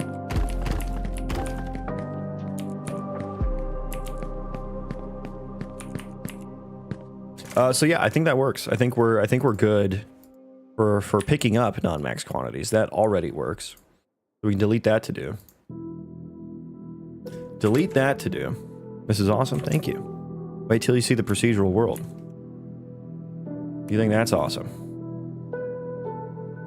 How about them apples? Yeah? Yeah? Tell me what you think. Tell me I'm pretty. I think this is like my pride and joy, basically. We got underground caves, we got overhangs, we got different biomes. I got a world map, I promise. I promise I have a world map. Right there, boom. Whoa, there it is, yeah. The payoff was huge, there you go. You're pretty, thank you, I appreciate that. We gotta get to work though. We gotta do some work now. I showed it off a bunch earlier in the stream. If you want to rewind, I'm sure you can find it. You're pretty, lol. Thank you, guys. Thank you, guys. Gorgeous. Thank you. Thank you. Using state trees or hierarchical task networks. As far as I know, there is no system in Unreal called the hierarchical task network. I think you might just be referring to a general architecture, but I am using state trees. Ran on the background thread.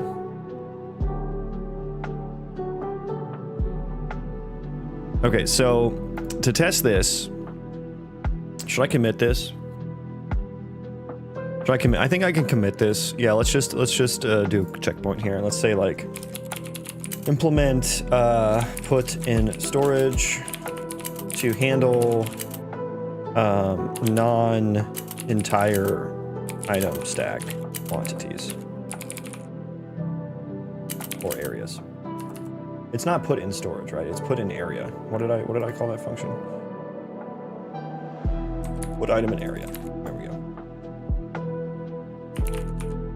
Okay, so let's commit and push that. Now, what I need to do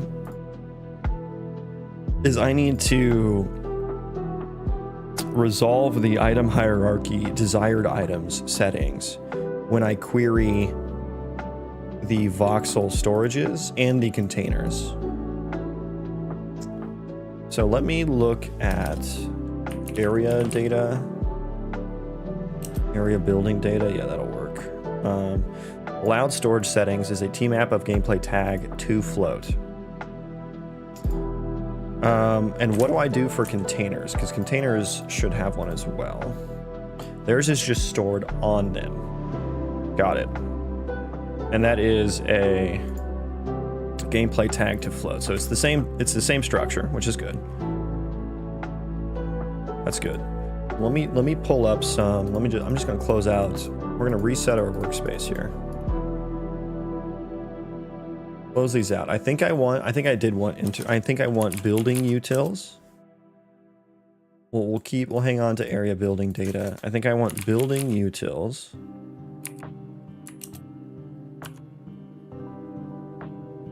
And then I think I may want interact utils. No, I don't think so.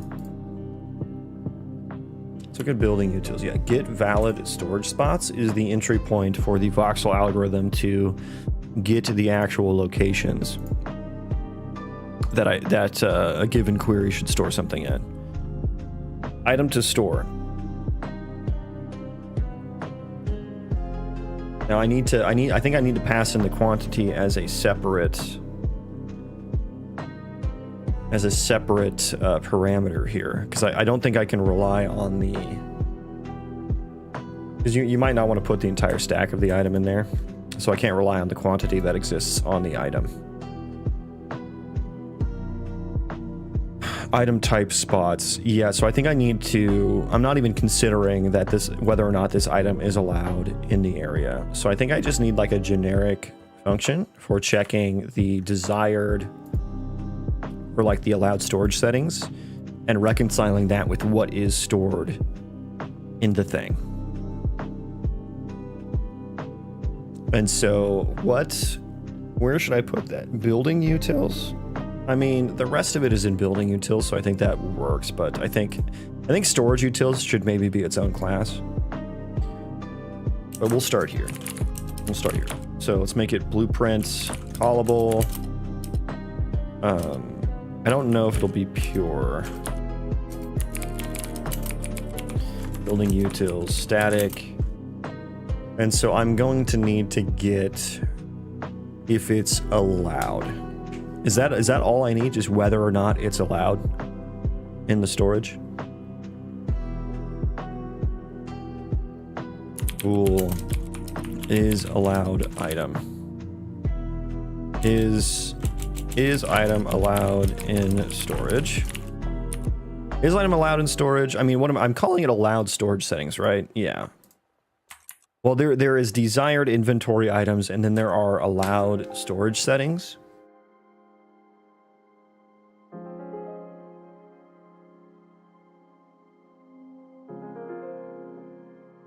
Yeah, and they mean something different. And I was already saying that I think that the integer version should be on all of them.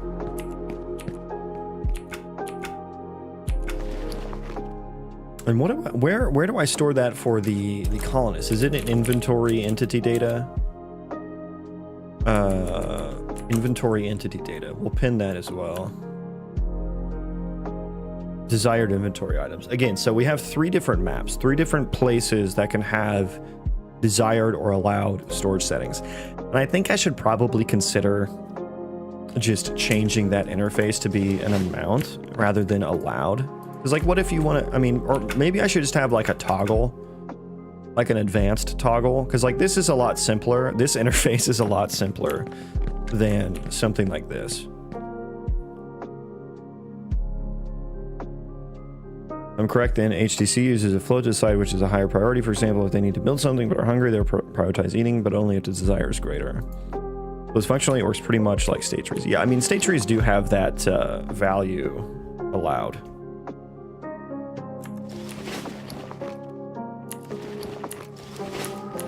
Why does it say carrot ravens bags?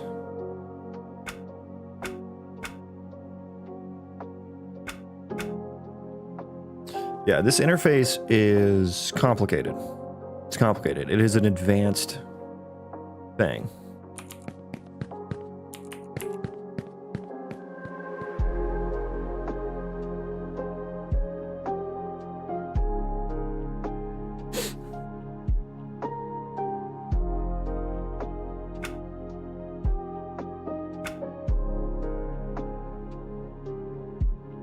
And I do want a search bar at the top as well.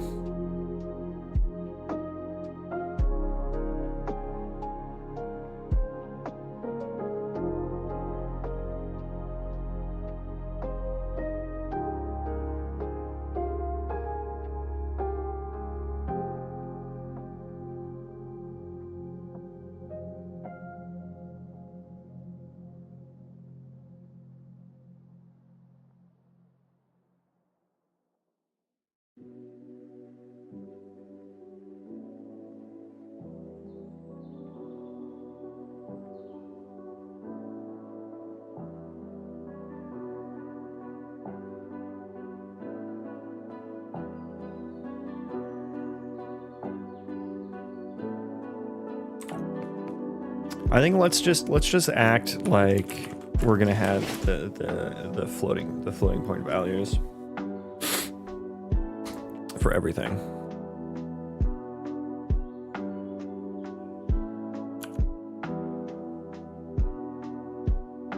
Okay, so what we need is the T-map of F gameplay tag to float. Let's make this const ref. Don't want to copy it. And so this is desired storage settings. We need the item, and then I think we would want the quantity as well.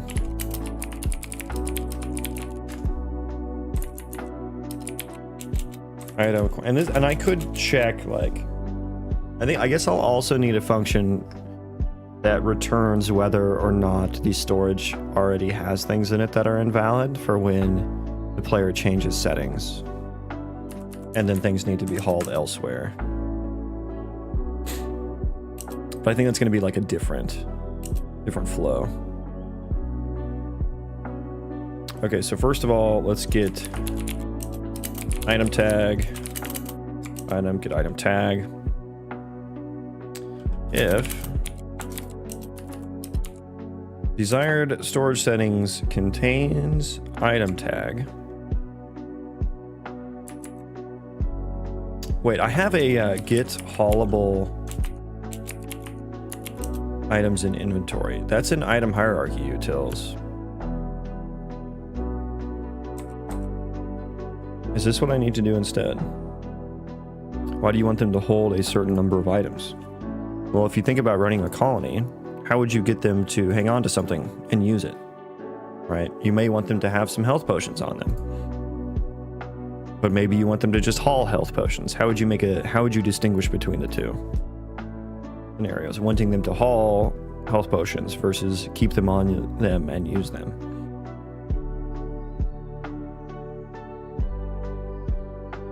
Get haulable items in it. So I guess this is kind of the same logic here. So it's really just this.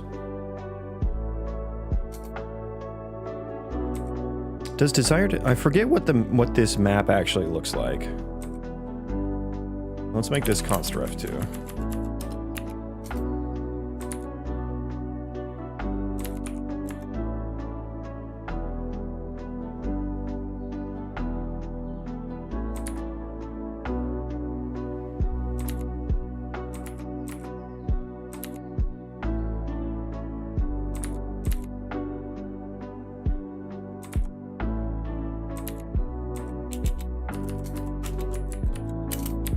If desired value is greater than 0 and desired value is less than quantity.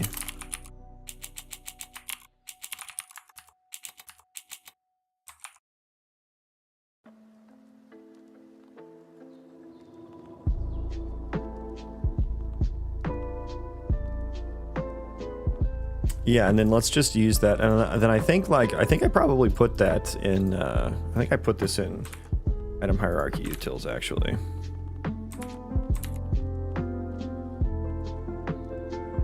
I think that's a better spot for it.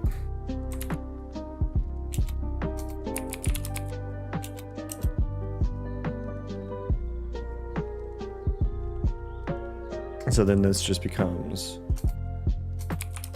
Is item allowed in storage, inventory, item.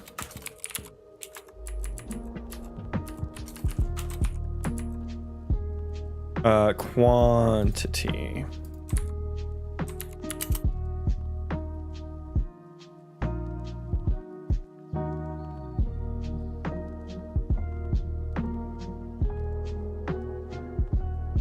And then I think maybe the name should change to is item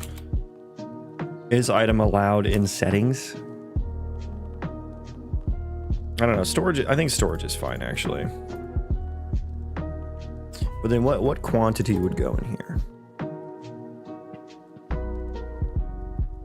I think I might need a different result for if it should be split.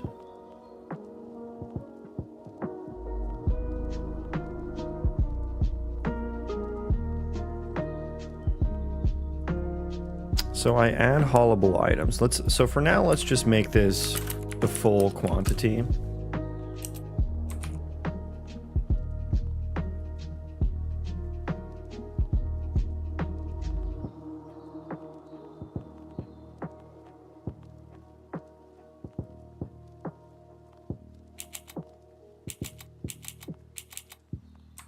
And then let me find where this is used. It's like in some of my tasks, right? We pass the haulable inventory items in, get closest best storage. How do I get the... Oh yeah, we're just passing in the max, the full quantity there.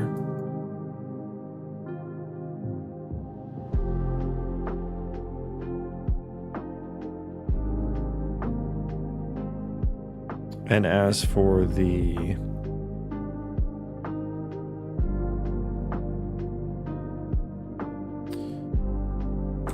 store item, I'm not putting a quantity to store here at all actually, so it's only going to store one at a time. Yeah, I think maybe the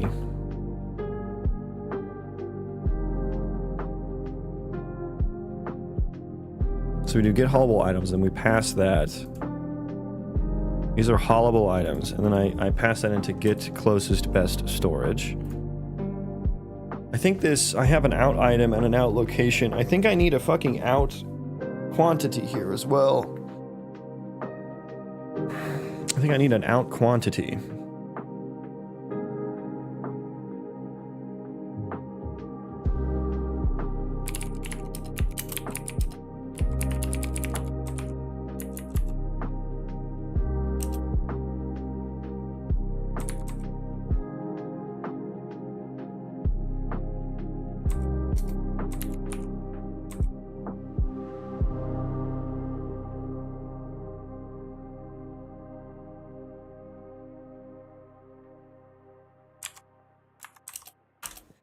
Sure, we can add cons there.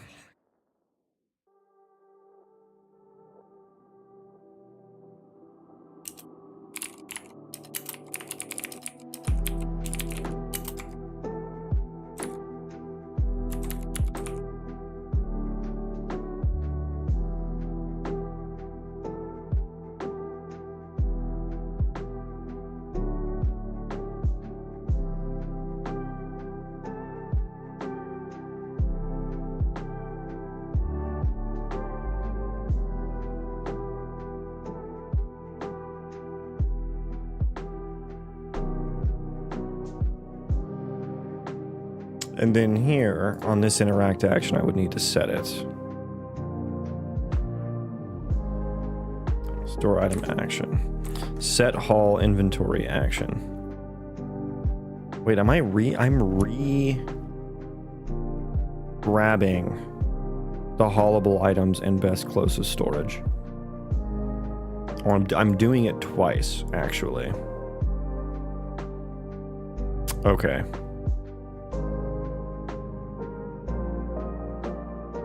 Okay, hang on. Let me write a to-do here.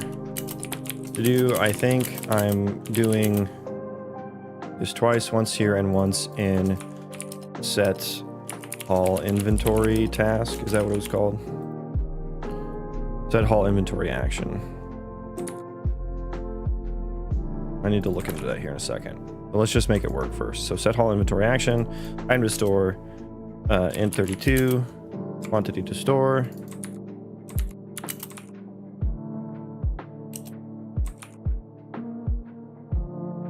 And then we'll put quantity to store there. Perfect. But actually, that's where it happens. So I don't actually, I probably don't need that other one actually.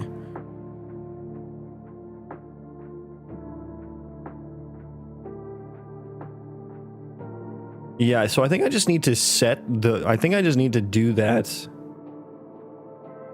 We'll look at it later. We'll look at that later. Where else is get closest best storage called from? Just those two places. Okay. That will give me the quantity to store.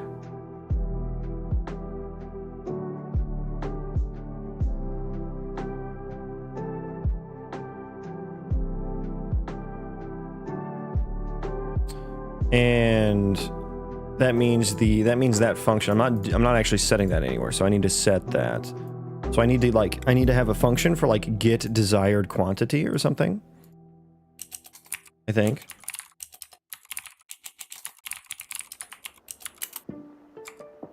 This can be pure. This can be pure as well. I don't think I'll use these in blueprints, but just in case I do, I'm going to put them here. Static, float, get desired storage amount.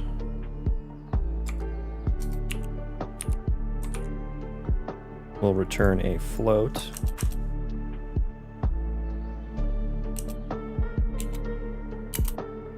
So I think maybe just this. Desired storage settings get desired value. I need to check if it. I probably need to check if it contains it. If contain, it should always, but like just in case, contains item. Get item tag.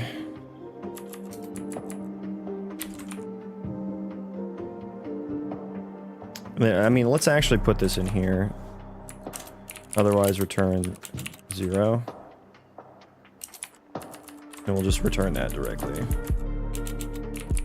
So just a little convenience function, I suppose. We'll just get desired storage amount.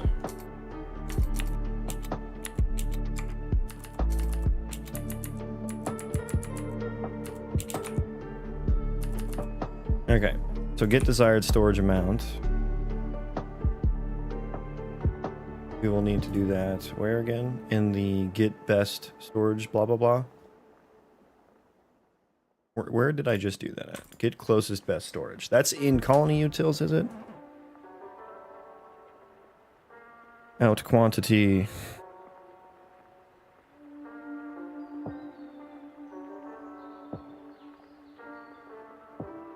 Get storage buildings for each item to store. Get best storage. Check if storage is having a space. Yeah, so this is probably the best place to do this.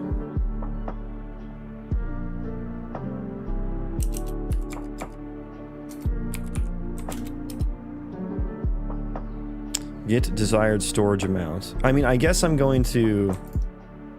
I'll need another function for, like, getting the...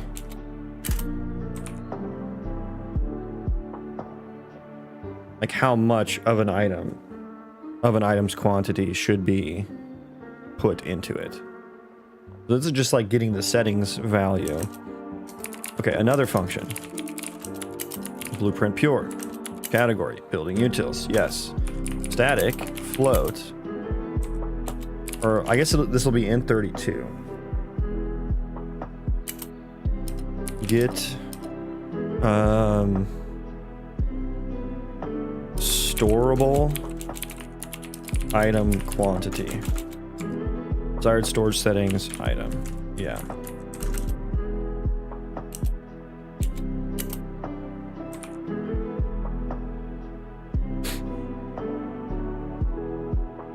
And so get desired storage amount.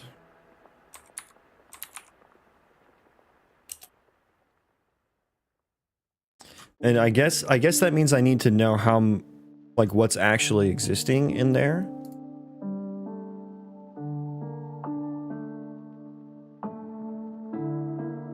Yeah, I need to know the inventory contents, which is different for each of these situations.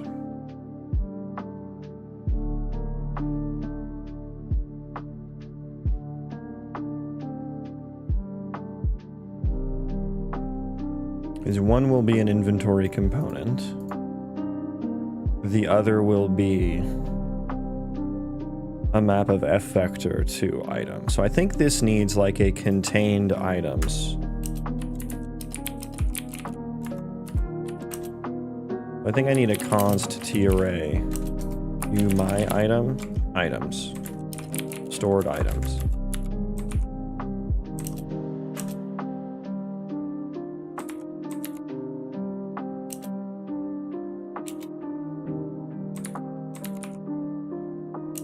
Okay. So I need to like get... There's the desired value. And so for each stored items, I need to like sum these items.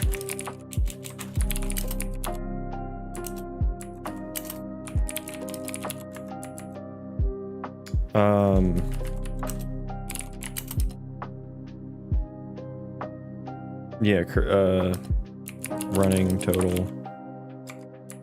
So if... Is it inventory utils or is it u... Or I think it's just u my item equals item type or something. Is same item type. Stored item and item to store. We add the running total, then we check. If running total is greater than or equal to desired value, return 0.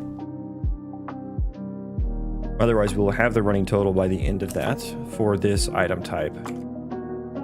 Desired value minus the running total. And max that, or min that to the item to store quantity. Right? Because the max we can do is the max amount in the item. So whichever one is smaller. Right, so desired value minus running total. Let's just put this in a variable called max, or I'll say num. What is this? The number of allowed, like additional allowed, which is probably longer than just those two, but it's a bit more explanatory. Item to store. So the minimum between the item to store quantity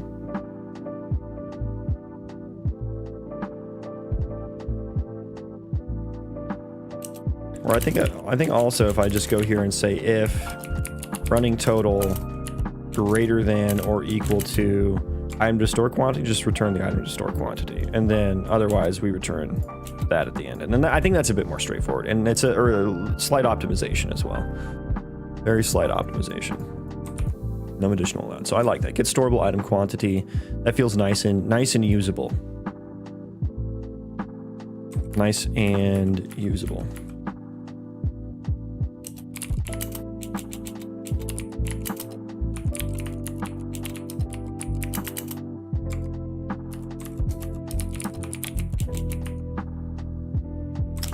Not you building utils, it would be you item hierarchy utils, get storable item quantity, which I need the storage settings for the building, for the area. Okay, so we're going to need F area building data.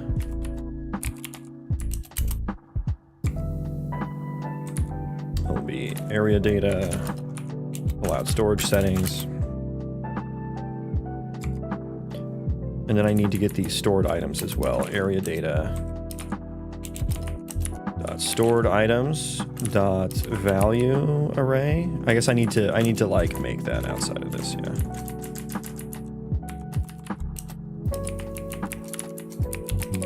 View my item, stored items, get item. It's wait, whoa. Did I write a function for that?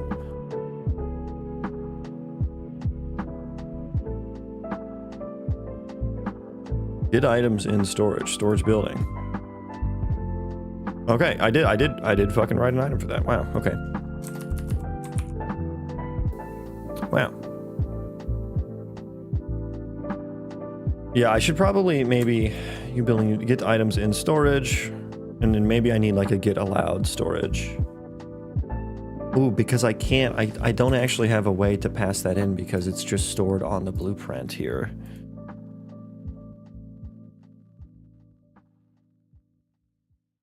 No, I get it from... Should I put that on the inventory component? I kind of feel like I should maybe just put that on an inventory component.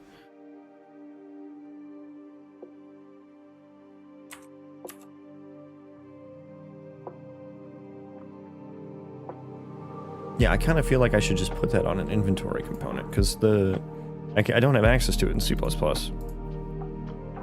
Okay, I'll think about that. Let me just do area first here. Storable item, stored items, item to store.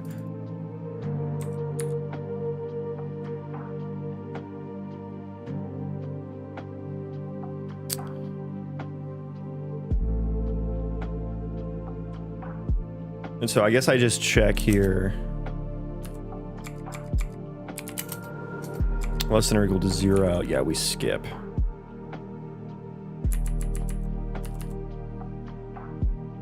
We skip. And then I need to keep track of that number. Oh, well, this one needs an output param as well. I need to forward it through.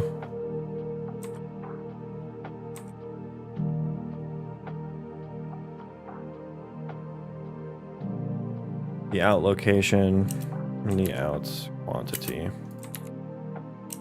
Okay.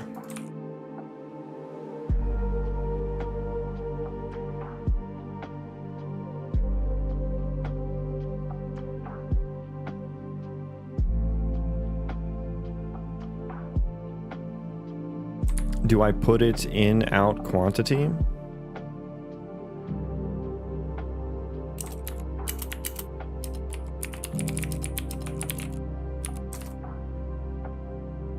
No, I think I'd do this.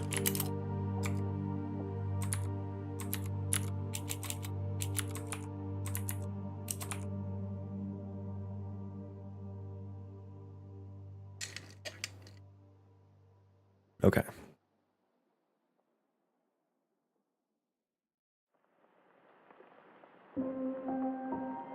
Check if storages have enough space. I also need to do that.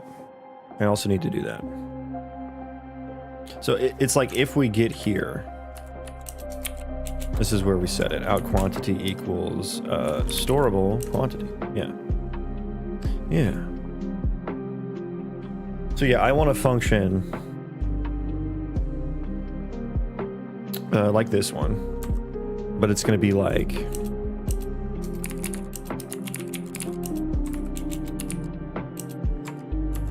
static t-array. Now make it an out. Should it be an out parameter here?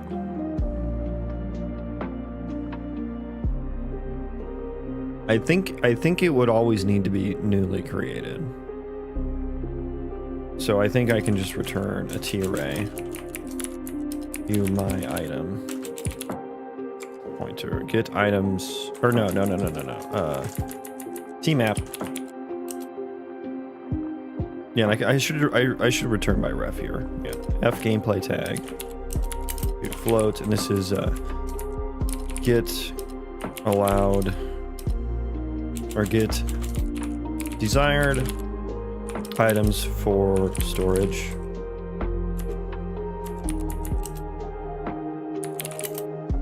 There we go.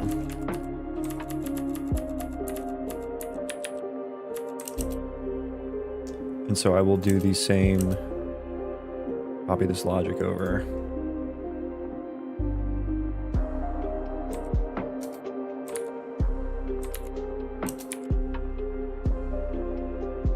Return area data desired item types. No, what is it? Allowed storage settings. Make that a const ref as well, so we don't copy that. Is it copying? Can I return by const ref here? I didn't think I could.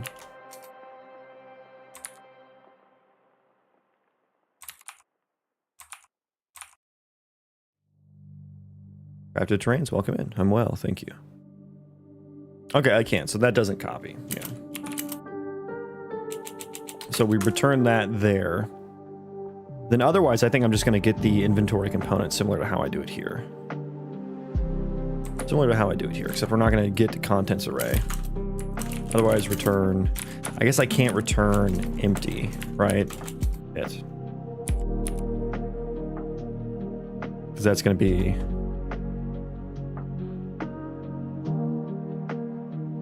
Still trying to write my own subsystem. It's going to fabulous. What kind of subsystem? Yeah, I guess I can't return the R value here. Yeah.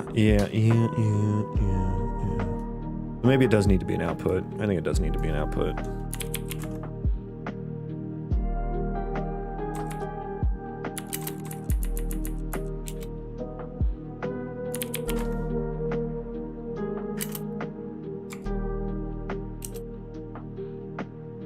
Out.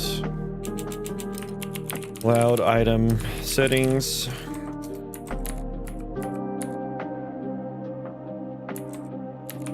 Elemental reaction subsystem. That sounds cool. I too want to do some elemental reactivity things. Are we talking like world elements?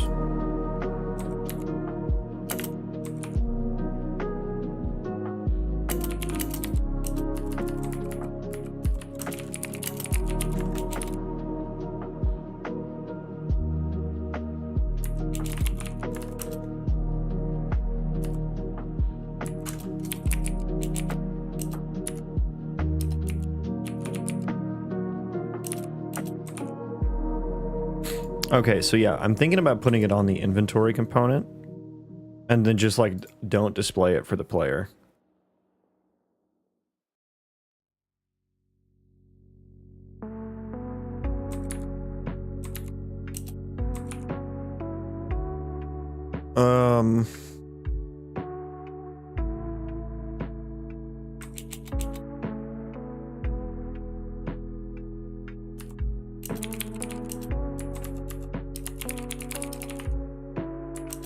I do think this might need to be public for the blueprint access.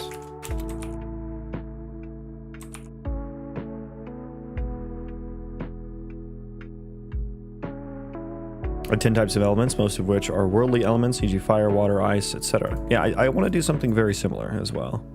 That's kind of a stretch goal for me. Yeah, it's really cool to get, like, you know, things that are frozen to react with things that are fire, you know. It, like, melts, and then you can do things like electricity can, you know, zap any melted water.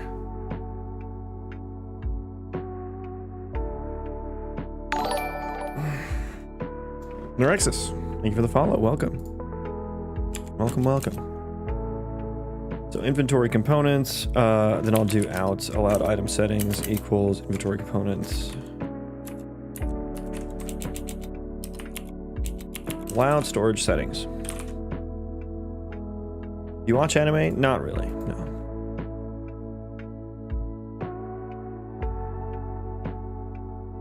I don't watch anime, so the answer is probably Naruto.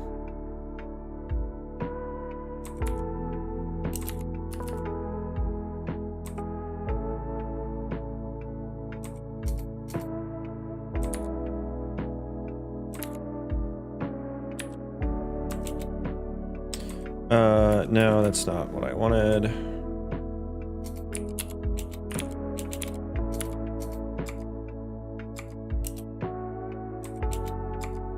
There we go, perfect. Perfect.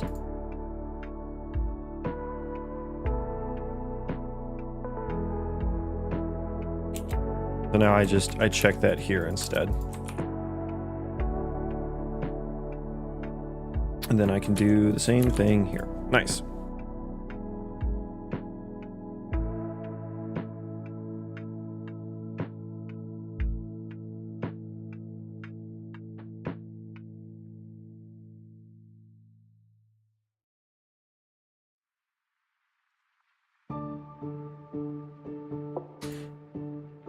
What do you implement with blueprints and what do you implement with CPP generally? Yeah, I don't know that I have a good answer for that.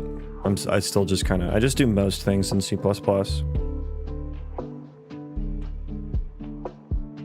don't know. I don't really have a good and hard and fast rule for it, unfortunately.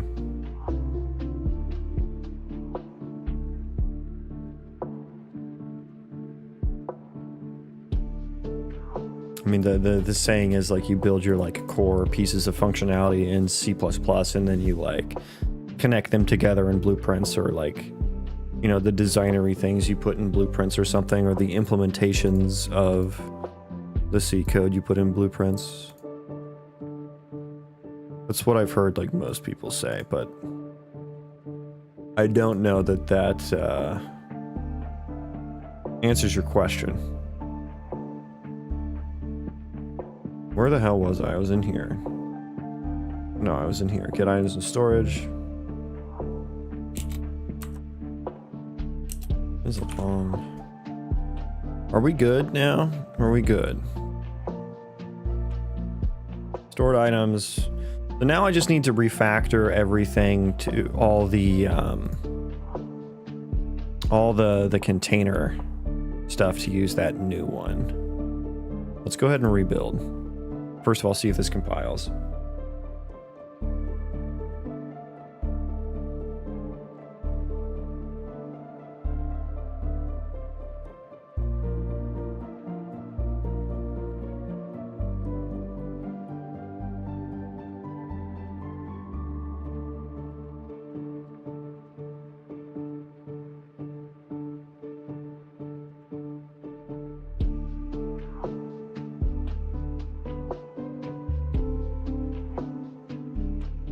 Okay, this will take a bit to build.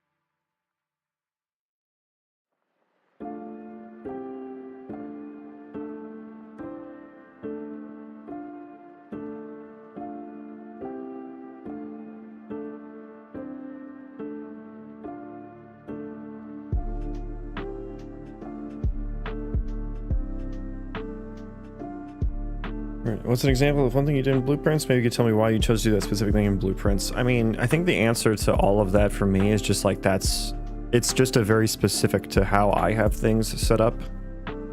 So I don't know that it would, like, me answering that question for you would boil down to anything insightful other than like, that's just how I have my system set up.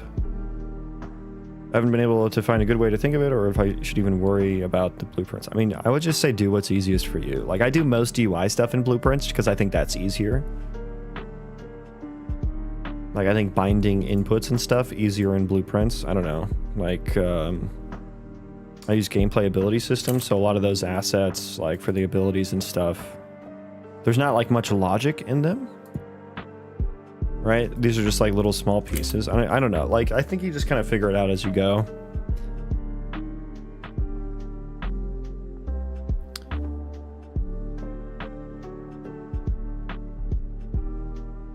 But I put this here in blueprints, this variable, which are my desired store inventory items. And the reason was because I only needed these specific buildings to have desired inventory items, which are container buildings.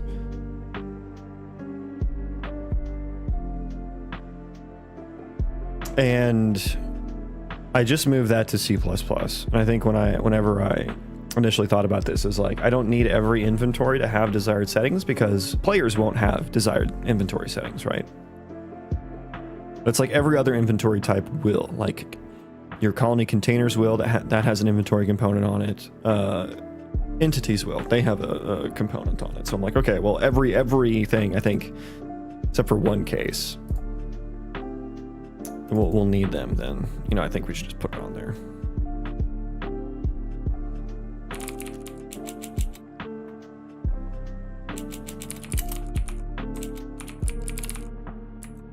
I called it allowed storage settings. I don't like that I did that. Over desired.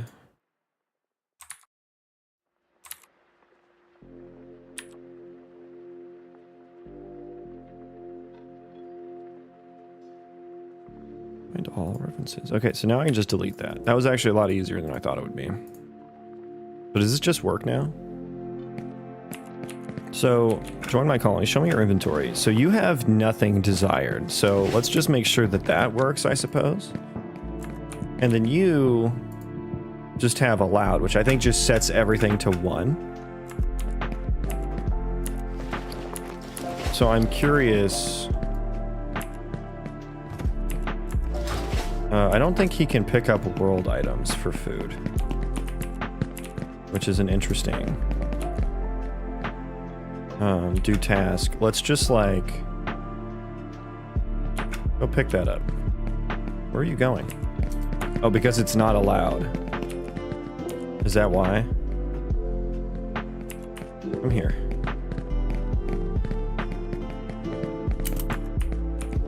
Oh god, that was not supposed to happen. Okay, I'm gonna put these in your... First of all, hang on. Stop running around for food. Stop that. Enough of that.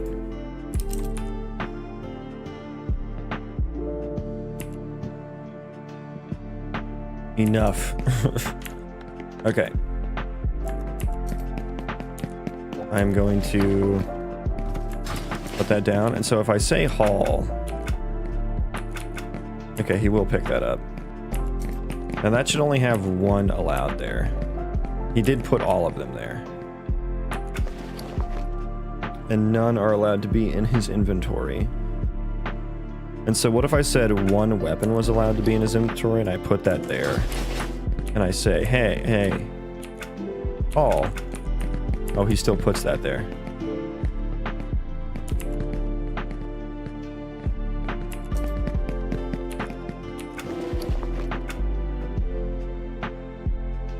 Okay, we're getting into it now.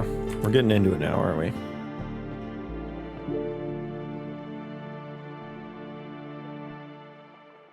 So he didn't even want to pick up that item, which is interesting. I'll have to check that out.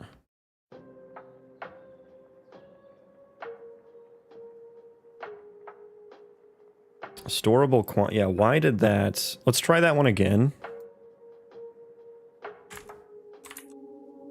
And breakpoint it. So I'm going to put that in his inventory.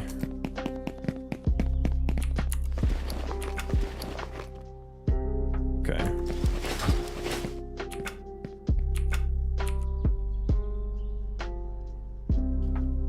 Allowed storage settings. He should have... Yeah, so all of this is...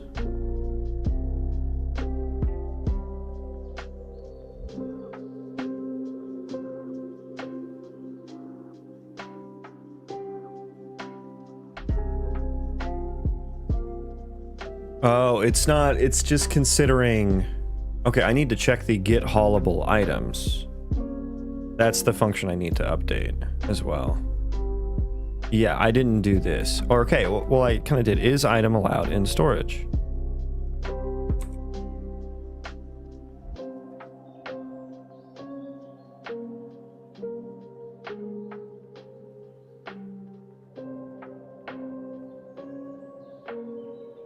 Oh yeah, then I can change that too to just the... I should change that as well.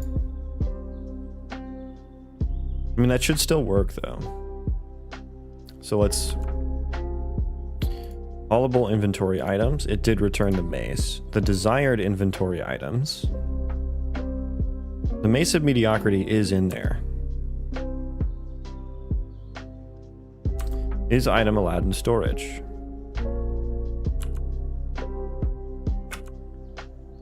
Okay, we're gonna have to try that again.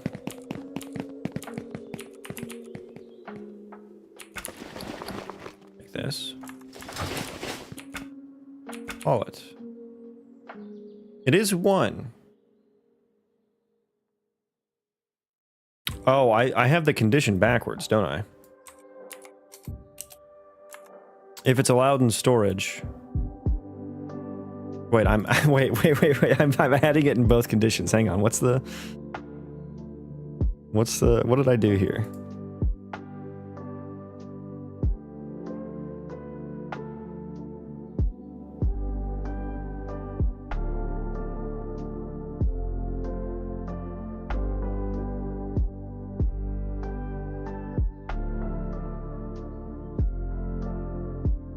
If desired inventory items contains the tag.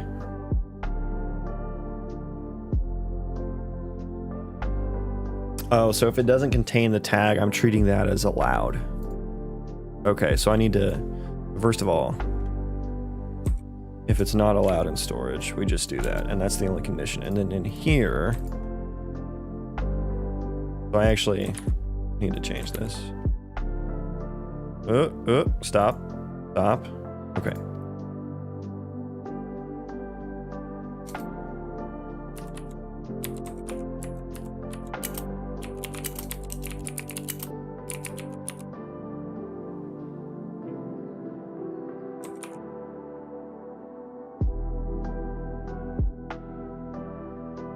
That's not unreachable. Oh, yeah, because of this. Desired value.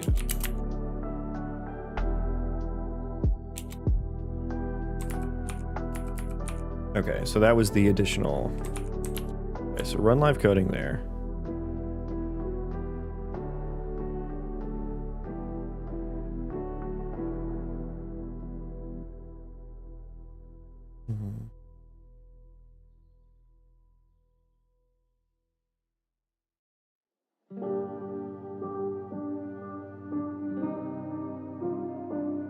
Okay. Live coding was successful there. Okay, so let's run that again. So he should keep that in his inventory is what I'm looking for him to not. And let's put some wood in there too. Okay.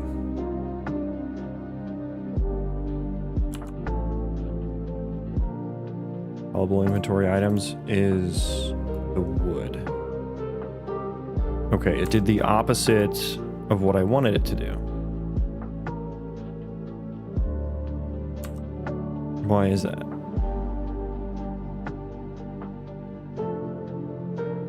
Desired value. Yeah, let's breakpoint there. You put the wrong item in storage, man.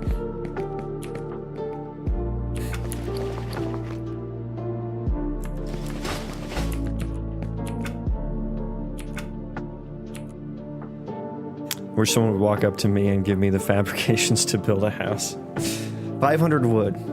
Best offer.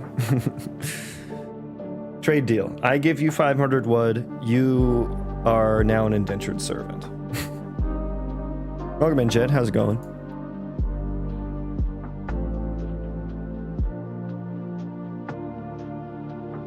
It's going well. It's going well. Just trying to iron out I guess what we're working on right now is like I have this list of gameplay tags here that define my like desired items that the colonists should keep in their inventory, and I'm trying to get him to like not haul the shit that either can't fit in or is not allowed in the stockpile, or that he is supposed to keep in his own settings. So I guess that's what we're working on right now. And so the Mace of Mediocrity, I do have it set to 1. So there's 1 that he should keep in his inventory. The desired value of that is 1. And desired value, ooh, it should be less than, is this necessary? Desired value, if desired value is greater than 0, and the desired value is less than, I guess, or equal to, if desired value, it's actually, I think that's backwards. It should be greater than. Is item allowed in storage? I should just return.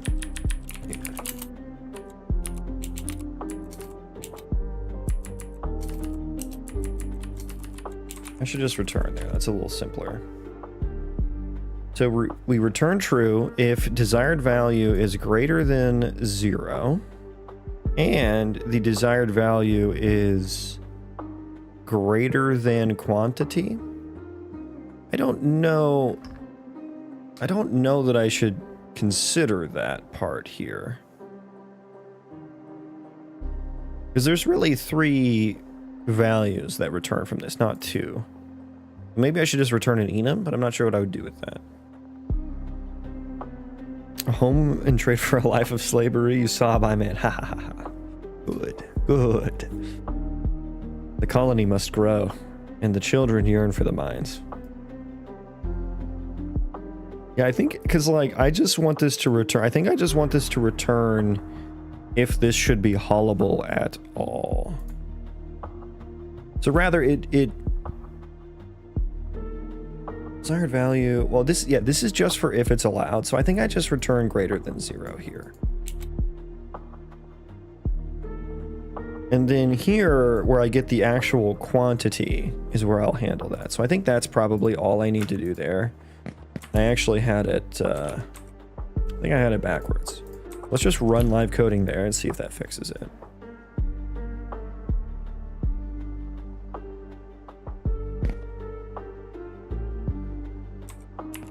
Quit putting the mace in the storage. I want you to hang on to it. From your inventory. You should be putting the wood into storage, actually. And you're not doing that. Bad slave. Okay, he's not hauling anything now. He's not hauling anything. Why aren't you hauling the wood, huh? Okay, let me set up some breakpoints here. So I only set it to, so that should return from haulable items, right? That should. It's empty. Why? Wood is not allowed in... Oh, because it doesn't contain the tag? Is that why? I'm treating it as if it doesn't contain the tag as true. I don't think I should be doing that. Oh no, and we get there for wood. Yeah, that's exactly why. Okay. So return false.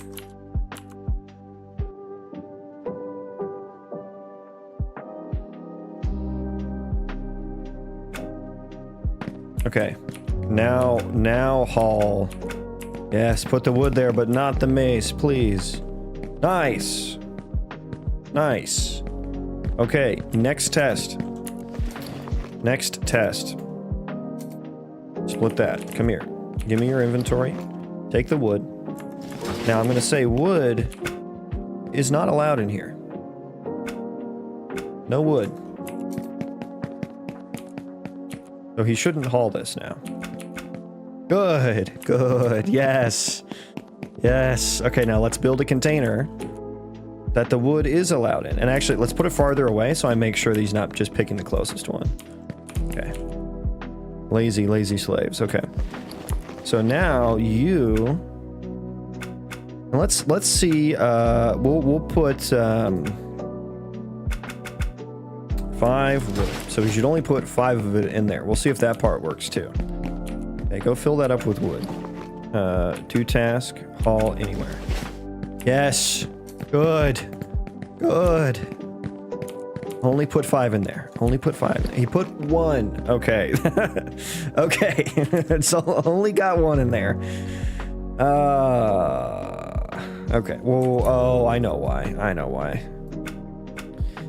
Yeah, basic wood, there's only... that was actually correct. That was actually correct. So let's see if he puts 4 more in there now.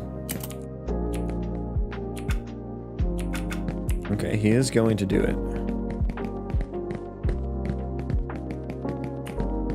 And then let me make sure... Okay, that is actually subtracting from your inventory as well. There is 5 in there. It's working! Yes, it's working! Okay. Now, this interface is not... So, max allowed. I need like an infinite, right? Can I do -1? No, it goes down to 0. I need like an infinite thing here. Okay.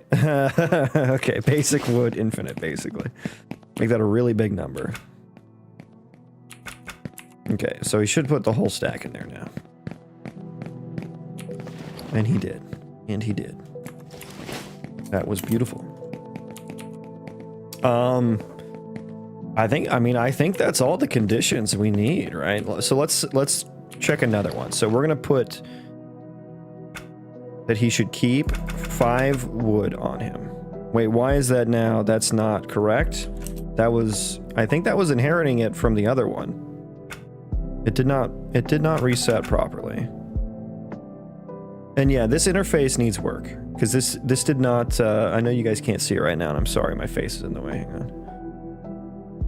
And so this interface, like what I did, let's like reset this. So it's like, I was like, oh yeah, just any wood, give me 5 of any wood, right? But then I expand this and it's like, it's only 1 here, so. I should have done plus all, I think. But I didn't realize that. And I was the one who made it, so a lot of players are going to think the same thing as well. Oh god.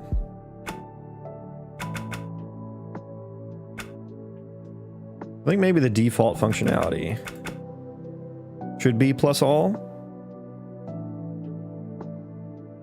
So I might want like, this is like saying a max allowed children. So it's like 5 of any of the below, but I might want like 10 of any of the below and then do 5 of each, right? So we'll see. And let's we'll put let's just split these up a bunch. So we're gonna keep 5 on him. He wants to keep 5 on him. He's got 16. So when I tell him to haul, he should only have 5 in there, and he should put 11 in there. He got hungry. Okay, he got hungry. We'll let him eat. We'll let him eat. Okay, a good slave is a well-fed slave. Okay, he did take 1 mushroom from there.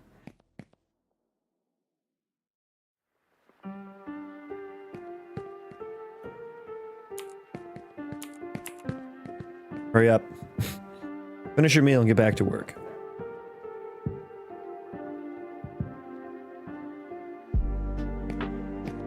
Sir, you didn't haul. Ooh. Is this editing the wrong... Is this editing the wrong value? Show me your inventory. I don't think so. I don't know, that was weird. Okay, something weird's happening here. Make sure it only gets 5 minutes tops and it's back to the pyramids. That's right. Build my monumental structures for me. Why do you have 19 white mushrooms on you? You just duped. You just duped the items. Bad, slave. Bad. Back to the mines. How did you dupe that? What did you do? I've got some work to do, don't I? Bad.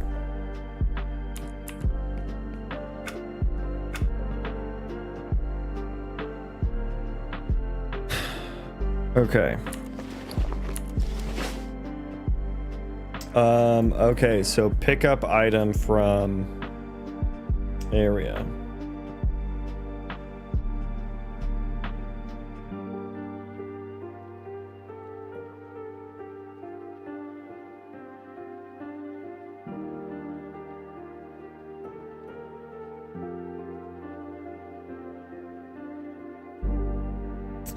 Slave literally conjures resources, gets punished. Yes, he's cheating. He's a hacker, okay? We don't allow hackers in my colony.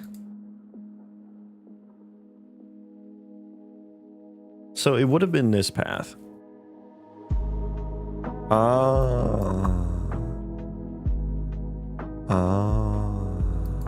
Item to pick up. We didn't split the item here. Yeah, we didn't. Nope. Nope. Still his fault. He's bad.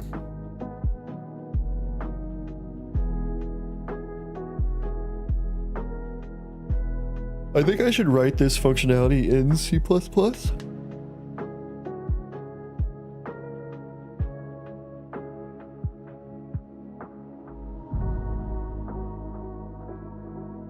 Subsystem's working great. Congrats. Rats. Where did I put the other one?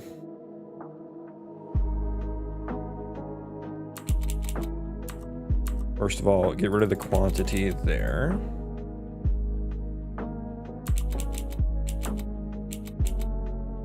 Okay, so where did I put that other function?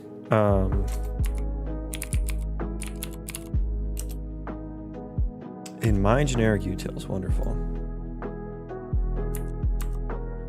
Okay, so we're gonna make another one for take item from area.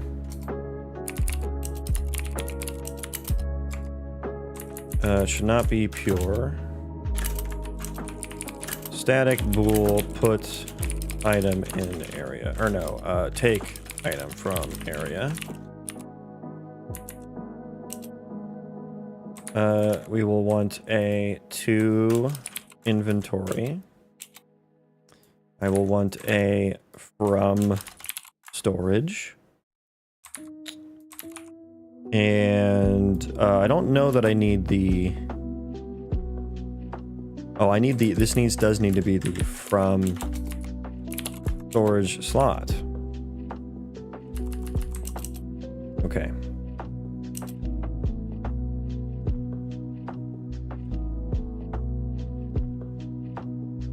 Oh, so many work emails.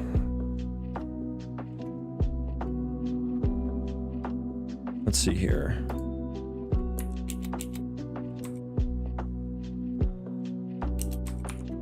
Let's see. I basically want to do something similar here. If to storage contains it.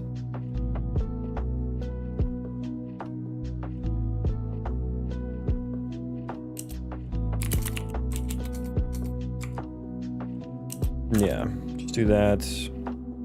Then I'll want to return whether or not to remove it from the ISMC. Returns whether the entire item was taken from the area.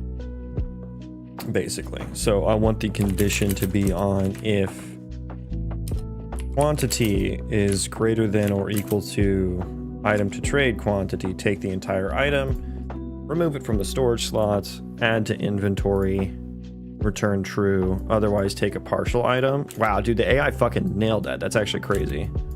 It even used my split item function that I've already made. Yeah.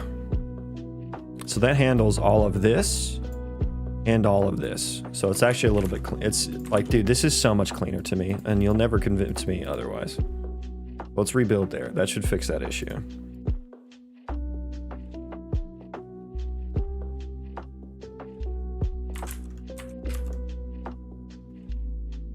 So it didn't duplicate the item, because the pointer to the item was the same. The item just existed in 2 locations, which is an interesting, like, philosophical thing that happened. It's like, it's the same item. And so I imagine if he ate another one from his inventory, the number would go down to 18 in both locations, which is actually like an okay way to fail, I think. Because it's not, he didn't literally dupe items. He just like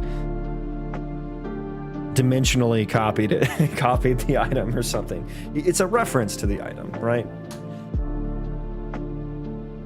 Or he didn't make a copy. He didn't duplicate it, but he just has 2 references to it. He created, which is kind of crazy to think about in the real world. I guess that is what, that's quantum superposition, right? Where you can, like, if you change a quantum particle in one location, like somewhere on the other side of the world, it like flips the spin or polarity of another quantum particle. So yeah, my dude just invented quantum superposition, I think. Don't quote me on that, though.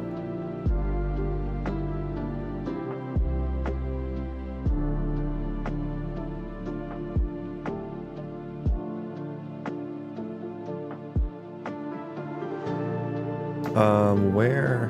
Handle pickup item action. Yeah, so take from area. There we go. So yeah, I don't need the anything but that, really.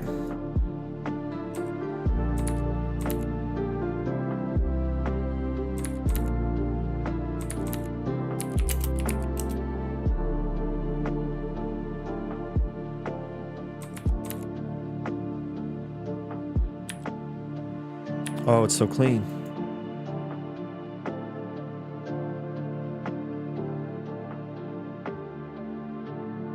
Okay, and then at this point, should we update it to success?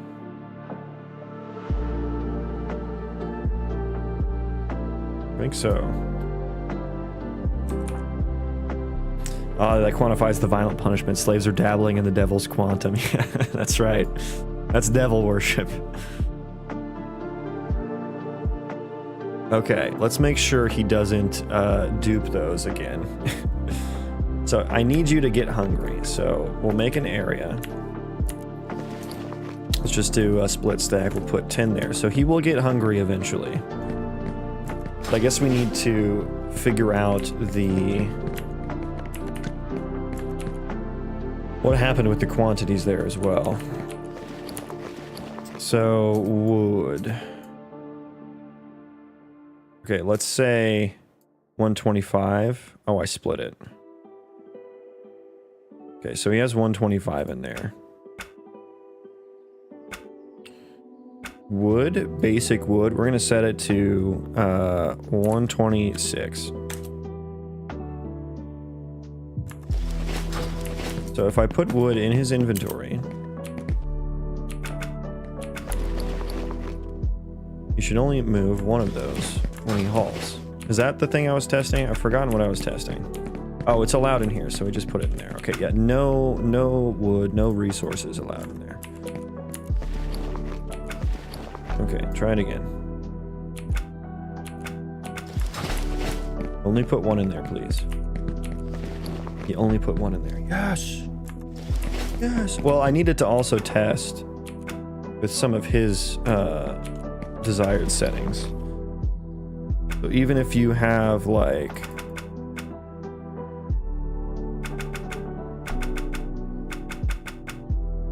five wood, you should keep 5 wood in your inventory, and then that container is maxed out. It's not allowed in there, so I will make a new container for wood and say that only 5, well, let's do 10 woods are allowed there. So Why is that changing back? Okay, that was weird. The wood resource. So see, this one changed too. I don't know if it's just the UI I'm not updating or what. Okay, but you're still set to 5 wood, right? Yeah, so you just haul your inventory. He didn't do it. He wouldn't do it. Even though this one has 10 allowed wood. So that's an issue. Okay, hang on. Let me see what the states were. Okay. Do you have like an item subsystem to keep track of all the item collections you have in the world? When I just drop them in a not container, yes. Like there is a world item ISMC subsystem. But the items dropped into the areas, those are world items as well, but they're managed by the area itself. But like for instance, I'll show you in a second. Let me breakpoint. Let me throw some breakpoints in here. I think I probably just need get haulable items. Let me just throw a breakpoint there. I think that's the first thing. But like for instance, like I can just pick this up and drop it. Like that's what the subsystem handles. Just those free form ones. Haul anywhere. Get haulable items. What are my haulable items? Empty. Okay. What are my inventory contents? He just has that wood with that quantity. If it's not allowed in storage. Wait, so that should have returned from here.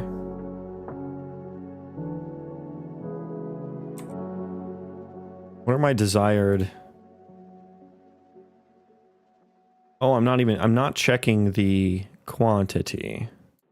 Oh, that needs to, oh, okay, that's what the other condition was for. It's a haulable item. It's really like, is item haulable, is what this should return. I might change the name of that, because now it's a little, is item haulable.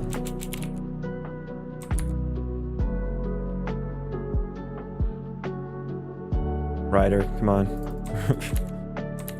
Is item haulable? So then it's haulable if the desired value is... I need to return opposite now. So that should be true. If desired value less than or equal to 0, or desired value less than item quantity. Or can it just be less than item quantity? Do I need to check if it's less than or equal to 0? I guess it. Yeah, I think that's just kind of there now.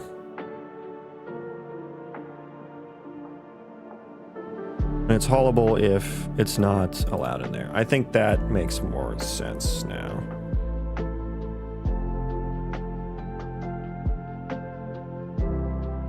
Okay, let's rebuild that. Is item haulable? Haulabaloo. Why is it saying it's not implemented? I don't believe you. Yeah, I thought so. You were lying to me, Ryder.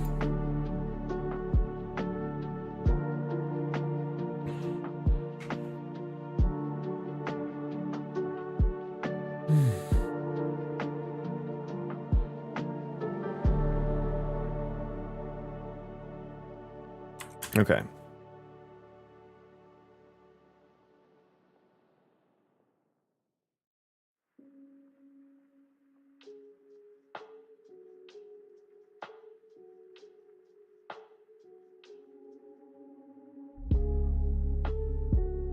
Okay.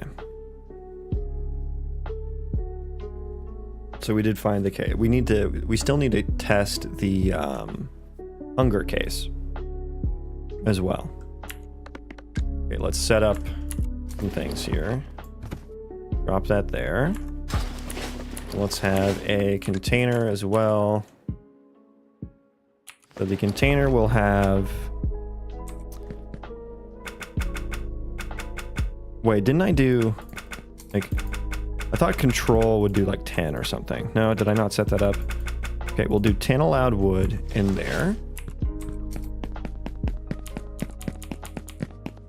And then you, wood will be 5. 5. And then I will give you a lot more than that. And is that the case we were? Is that the case we were testing? Oh, he's gonna put it in the stockpile. Yeah, I forgot to unallow that. Okay, try that again.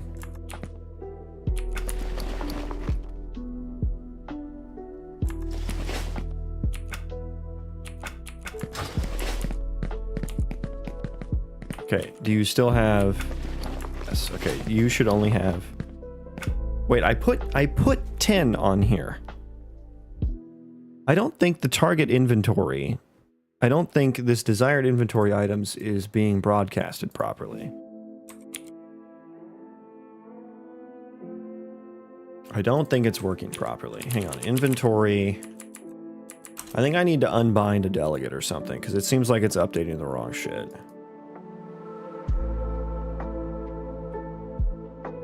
I do unbind here though. Is it not unbinding properly?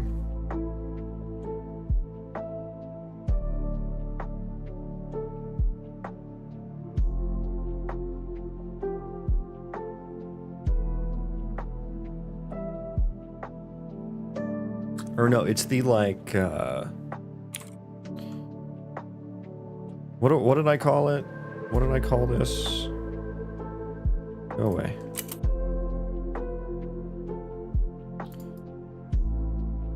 Storage settings. There we go. I think this is the one that has the bind event on entry initialized. Call on settings changed.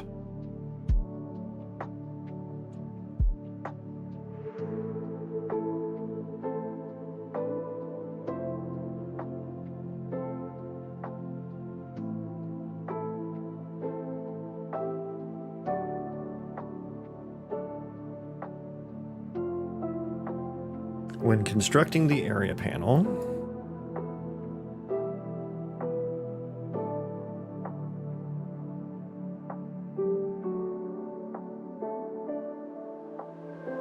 okay, so I do think I need to rebind. When the inventory is constructed, call on item settings changed.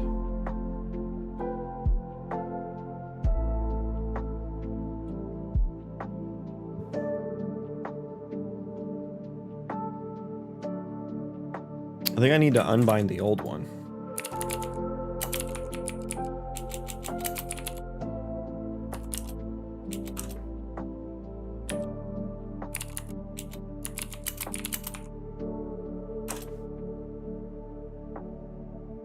I think that was the issue.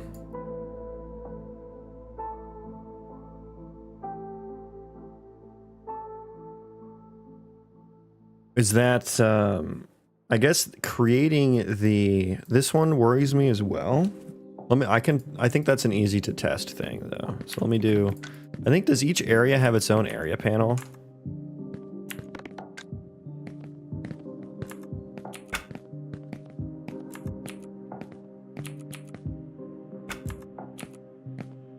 That seems fine. Okay, that does seem fine. Okay, I think each area has its own panel. I forget though. Okay, let's set up this test. So you are not allowed to have resources in you. I can still put resources in there, yeah. So I need to check that there. I can still put them in there. I wonder if I should still should I allow players to do that? I think I should. I think I should. Because that's going to be annoying. Be like, oh my god, I just can't put it in these spots. Because like your hauler colonist will take care of putting it in the right spot, you know? So I think I actually should allow that. Okay. Okay, so we're gonna go in here. Resources would allow 5 there. Now you join my colony. Show me your inventory. Resources would, let's go 10. And then let's see, what were the settings here? Still 5. Okay, let's 6. Okay, I think this might be poggers now. I think we're poggers now, guys. We're gonna allow 10, so let's put fucking 15 in there. He wants to keep 10, so he should put the exact amount. Actually, I want to do something higher, because he should only, even though his desired is 10, he has nowhere to put them. So he's just gonna hang on to them, I guess? Is that, or should he drop them on the ground? Maybe he should just drop them on the ground. I don't know, that would be, I don't think you'd want that. I don't think you'd want him to drop them on the ground. So he should only put 5 in there. Oh, 6. Yeah, I did set it to 6. Okay, I think the numbers are updating properly now. Now, what I need from you is for you to get hungry. How close are you? Oh, you're quite far away from getting hungry, so we'll need to test that separately. Go back down to 98. So much improvement. Thank you. It's getting a lot more... There's a lot more logic involved now. So he should only pick up now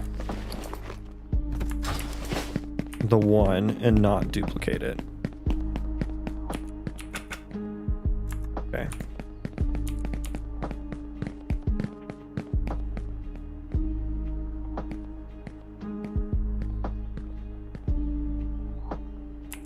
Come on, get hungry. Where are you at? 95. Yeah, you should be getting hungry. Did I not compile that? Oh, I did. That was sleep. Oops. Okay, I did the wrong one.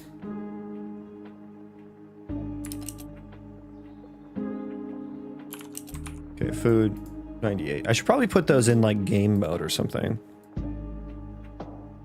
In colony sleep settings or something.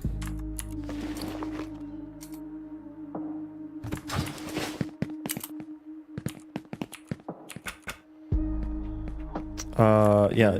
Okay, so you're hungry now. Okay, so you don't duplicate that item, please. Okay. Now there's 9. Show me your inventory. Okay. Good. Good.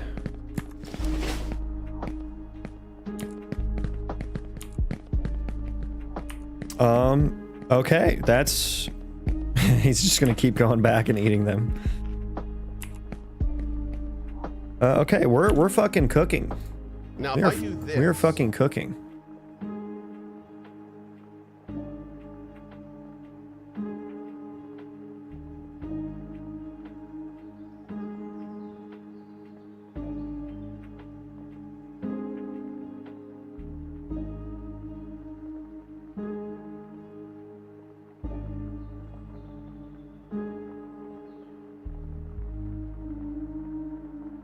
Check allowed storage settings. On dropping in area. I don't think, yeah, like I said, I don't think I want to do that.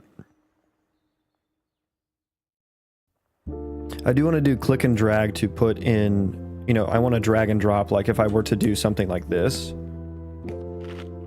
He's just eternally hungry. Like if I were to do this and like, this is like, if I put it on him, I want to trade it to him, right? And that line trace should have hit him. So I want to implement that. Same with containers.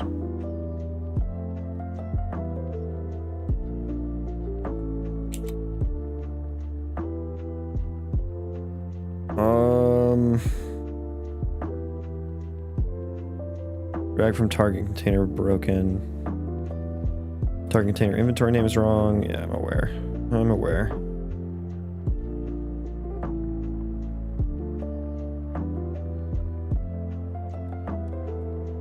Okay, so one thing I need to do. There was a to-do for checking the max capacity.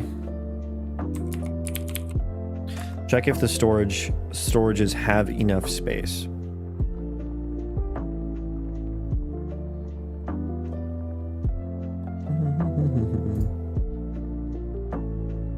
Yeah, this would just fall through.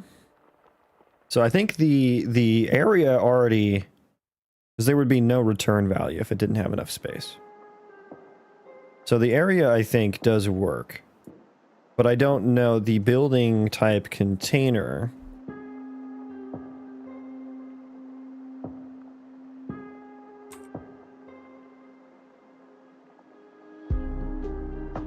Yeah, I don't actually know. I'll have to check that separately here.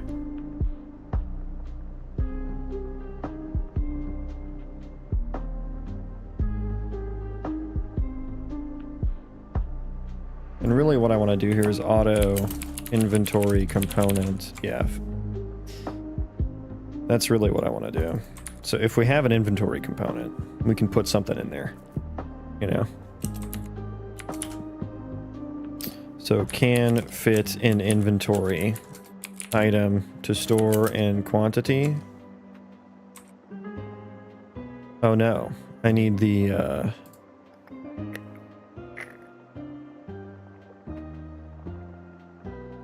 item itself needs to have the quantity on it.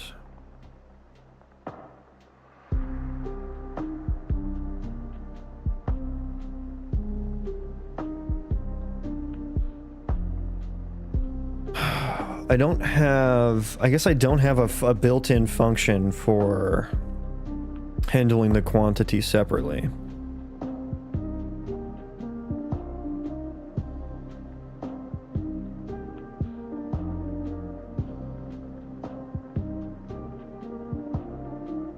But I guess I'm just testing how much can fit.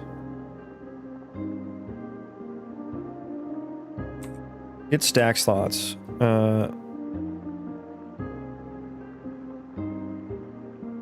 does it return... Let me flip these. Does it return true if it entirely fits or fits at all? There's no item return true. Yeah, technically, no item. A null item can fit in the inventory. Get first empty slot equals index none. If it's less than or equal to 1, handle non-stackable item or when we have an empty slot.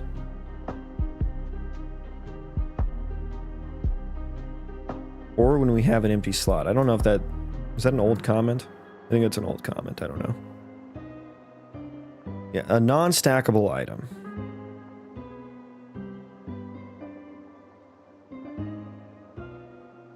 Wait, am I considering stack size with all my other shit? Oh god, I hope so. I think I am, because it all seems to work. Yeah, it all seems to work fine with the wood and stuff. I think I am. Out slot add first empty slot, return true. Yeah, so I think we're good there.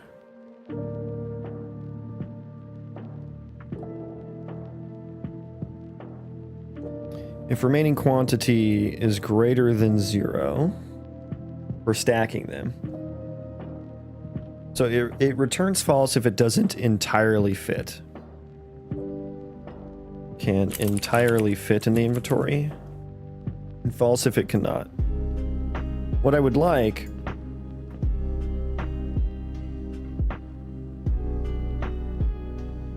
What I would like is a function if it can fit at all in the inventory. That's kind of what I need here. That's... And so this returns if it can entirely fit in inventory.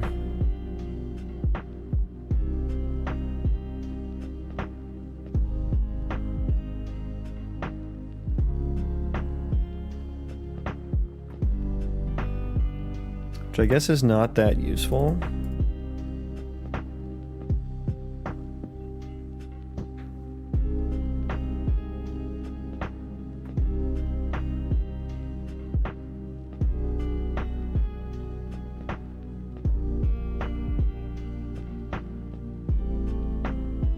Can any, yeah, I need like a can any fit in inventory. So I need like a separate function for this. can any fit in inventory item, and then the out quantity.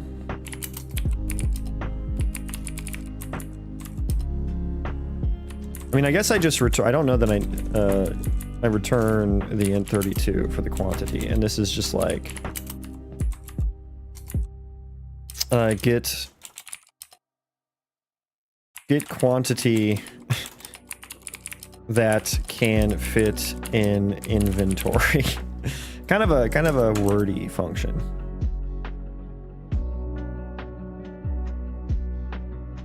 Yeah, and I think I'll want to write this one a little separately.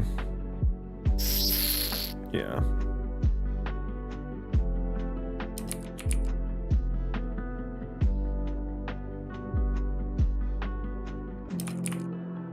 Well, I want to do get stack slots.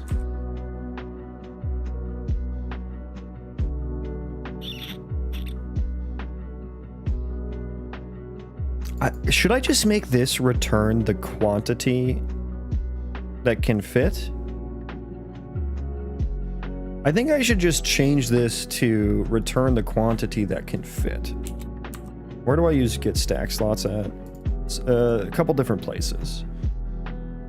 But then has enough stack slots can then just return. Yeah, then I can do this. I think I can do this. So get stack slots. I actually just want to return the remainder. Should I return the remainder, or should I return the max amount? Returns, let's say, returns the remaining quantity that could not be inserted. So I just need to check if that's greater than or equal to 0, or if that's greater than 0, then it couldn't fit. I think I like that. I think I like that. And just ghost. Welcome.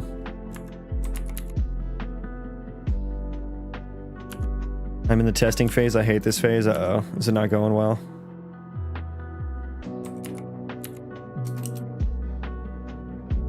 Int 32. Remaining quantity. Then I'll return from here. Quantity, or remaining quantity. Why? Writer's being really weird right now. What are you doing? Greater than 0.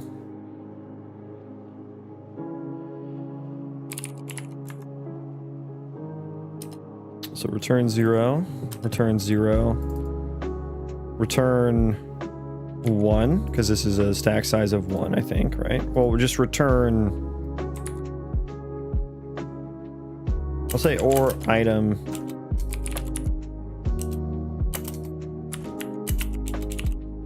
so just return item quantity here.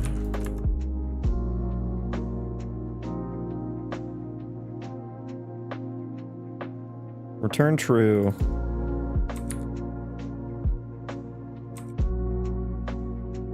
Return 0. If quantity remaining is greater than 0, we're gonna keep doing this. Get first empty slot.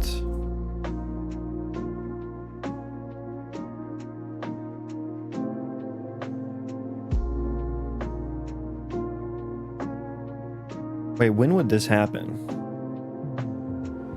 Because we're already looping over inventory size and checking all of the slots. Oh, but we're stacking into here. And then, oh yeah, because we only need to do that once, right? Because it's never going to be above max slots or something. If it's not equal to index none, then we're good. We have it all. Otherwise, not enough stack slots. We'll just add this to the log.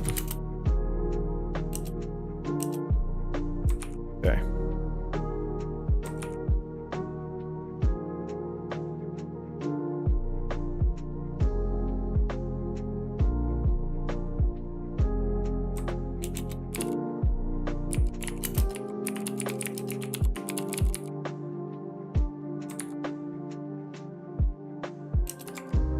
Bool B has enough stack slots, quantity remaining. less than or equal to 0.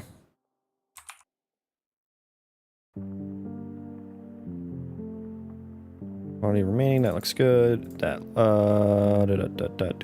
I mean, I guess I can just less than or equal to 0. Yeah.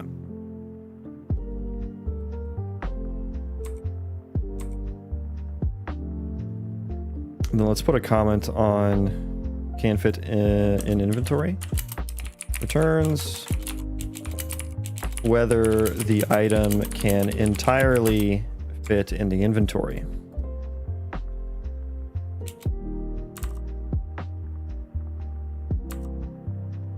So I want to refactor that.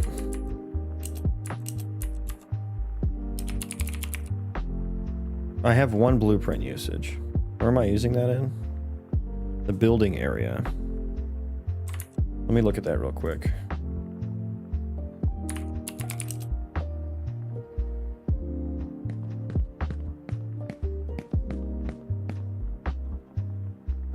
Okay, and that's for if it can entirely fit in the inventory. So I actually think I don't want to use that.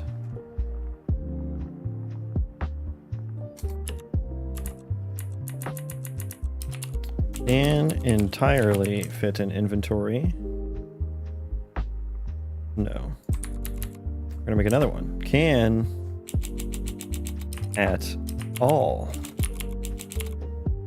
fit in inventory. And returns whether the item, I'll say returns whether the inventory can store any quantity of the item.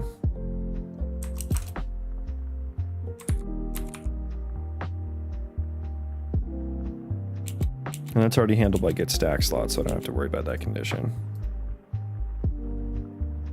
Can entirely fit in inventory. That's wrong. If remaining quantity is less than or equal to 0. Can it all fit into inventory? Returning if remaining quantity is less than item quantity. What was that? What? Stop. What is? What the hell was that?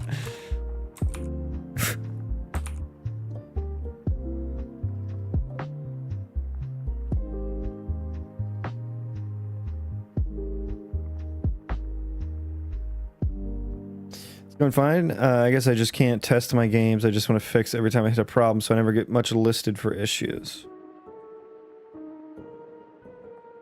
Yeah, just create a list. Yeah.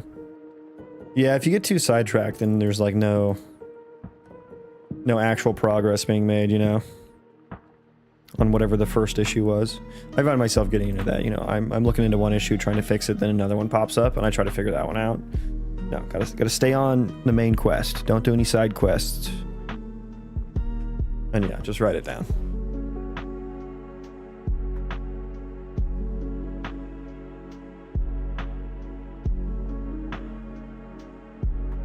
Can at all fit in inventory? And I suppose that's the one I wanted to use here. Can at all fit into inventory? But I guess I want the...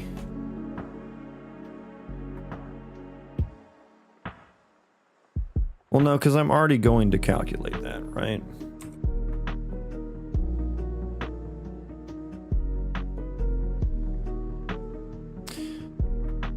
This is like, I should rename this. I want to rename this already, because this is going to be conflicting, the two different concepts, or whether it can fit in the inventory and whether it's allowed in the inventory, or like the allowed quantity are different. Let's call this allowed item quantity. And then I think can it all fit in inventory? I think I just need to do this.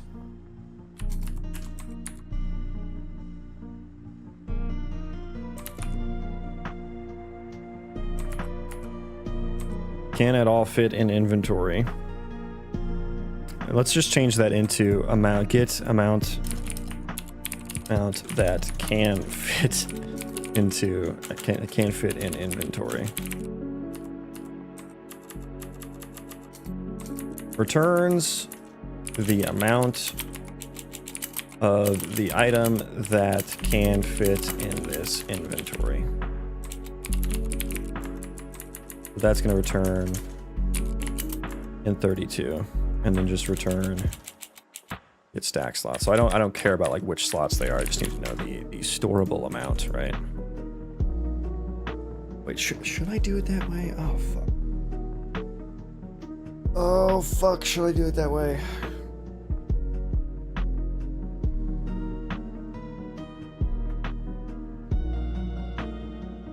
Because there could be multiple slots that it fits into, right? I think that gets handled though.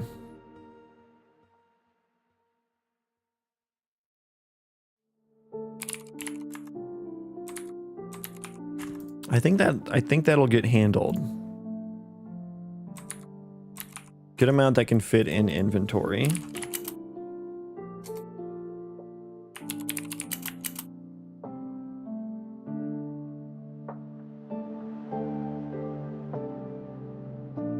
And then I need the min between the amount that can fit or the storable quantity. But it's already handling that. That's already being handled. I think I just need to check that this is greater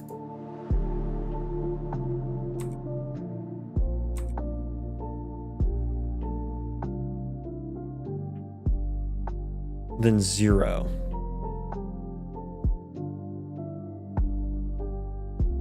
Well, it returns the remaining quantity that could not be inserted. So I have to do...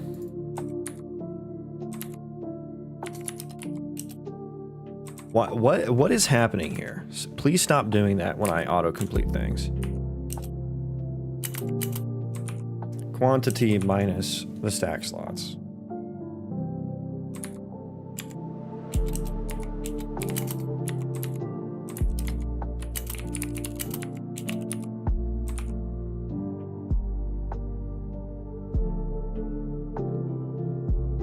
So the quantity minus the returns the yeah. Get amount that can fit in inventory.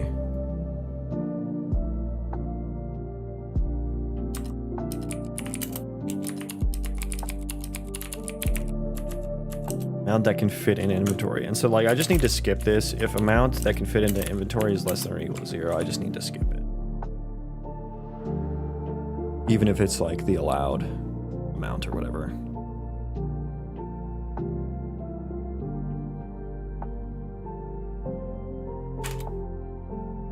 So I think we've done that now. I'll need to rebuild this, and then there's that one place in blueprints that I'll need to update.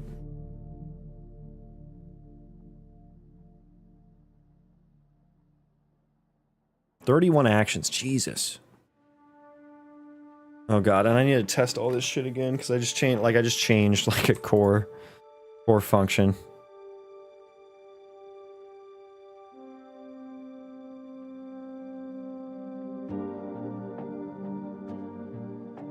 Okay.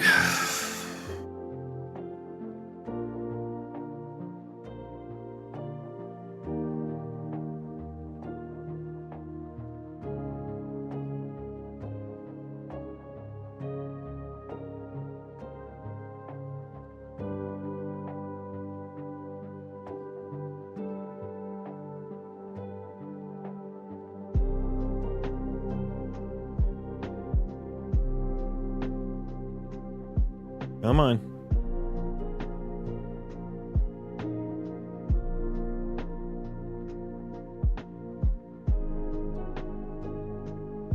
Come on. We're almost there.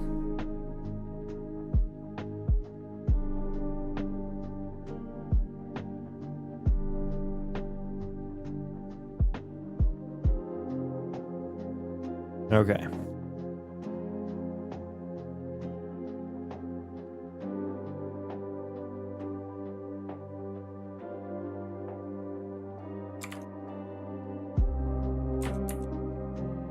Okay, so let's, we gotta test so much shit now, because I changed that. Close those. Get the hunger levels back to normal. Building area, yeah, that one. can fit in inventory, like get... I mean, is this already handled? I take item from area.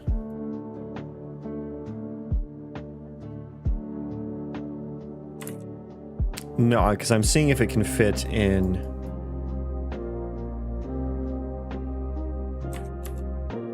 And then we add to inventory should. Like Ryder is like breaking down right now. I think add to inventory should handle this because it does the get stack slots. Add to contents. Get stack. Yeah. So that should handle it. I just need to see if it can at all fit in inventory.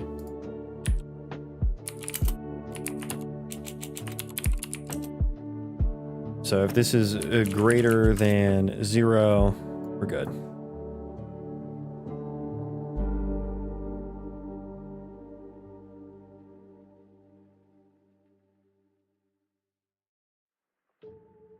Okay.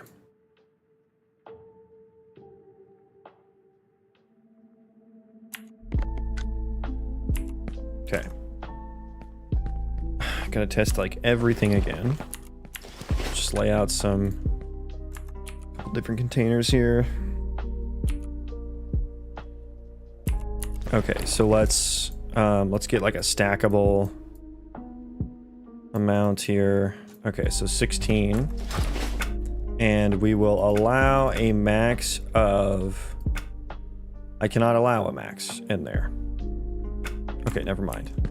We're just gonna test containers at the moment. We'll do that in a sec. I want to allow 20. No, we'll do 40. 40. I'll put 12 in there. So there should be 2 stacks in there. There should be 2 stacks that are allowed in there. And then I want him to keep a certain number on him. Let's test a couple different things here.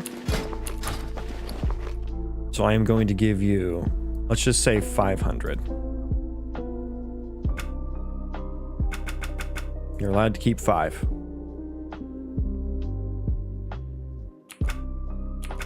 But he should keep a lot on him, and he should only put 2 stacks in there. Let's see if he handles the stacking. Oh, he put it in here. Oh, I didn't uncheck it. Shit. Okay, hang on. Come back here. Hang on.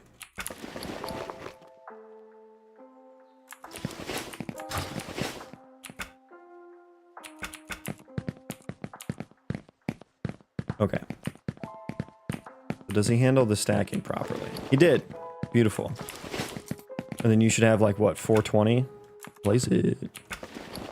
472. Wait, I gave him 500, right?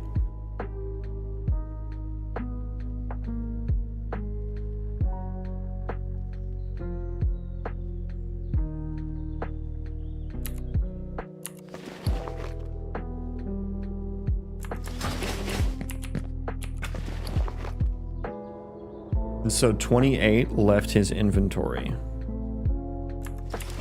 Oh, right, yeah, because there was 16 in here. Or was there 12? How much did I put in here? Pull up the VOD. Hang on. Pull up the VOD. I have to actually like go to my channel.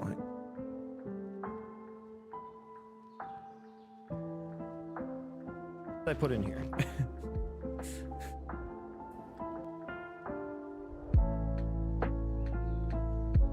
How much did I originally put in there?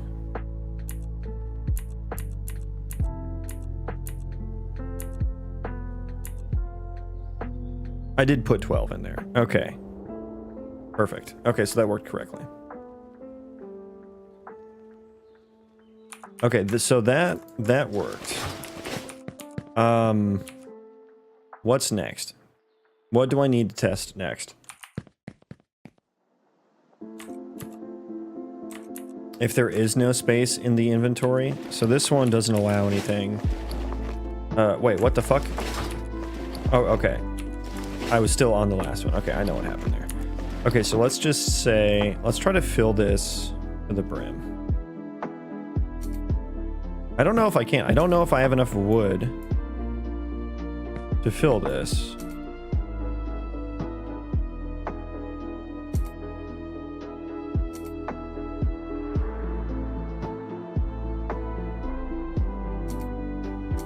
Or can I right click? I can. And that, oh, it's so satisfying how it stacks too. I might have enough wood to fill this.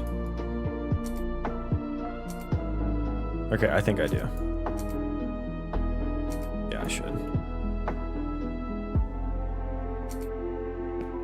Wait, where is it going? Okay, I need to check if it, I need to do that check in a lot of places. Because it just kind of disappeared into the fucking ether, didn't it?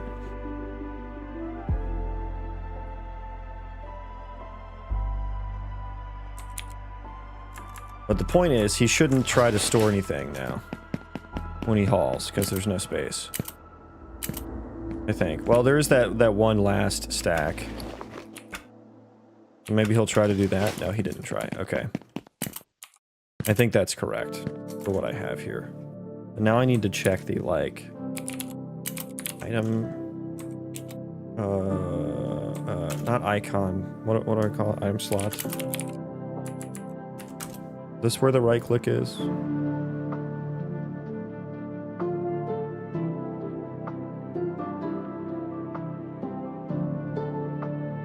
Where's the right click event? I forgot where I put that.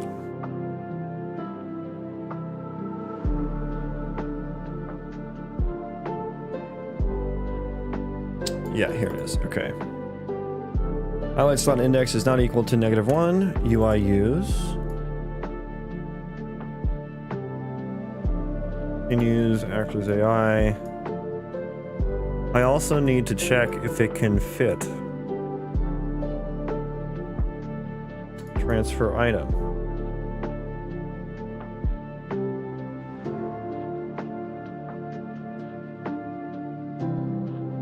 Trade item. So this should handle... Why were my items disappearing? That's the question I have. So is there a bug in here? Moved entire item. I don't think this...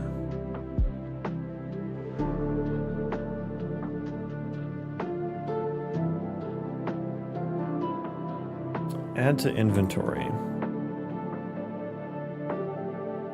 Yeah, I don't want to remove unless it was completely successful. And I think add to contents returns whether it was entirely put into the inventory or not.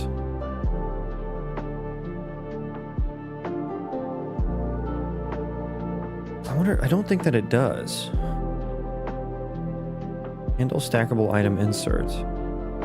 Okay, so I don't think this handles overflows.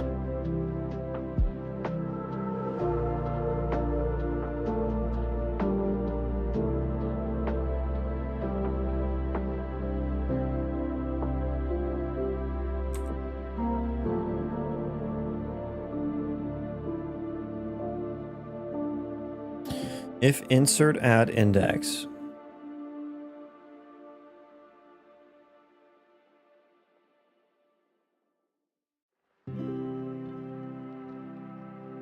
Recurs to add the remaining items.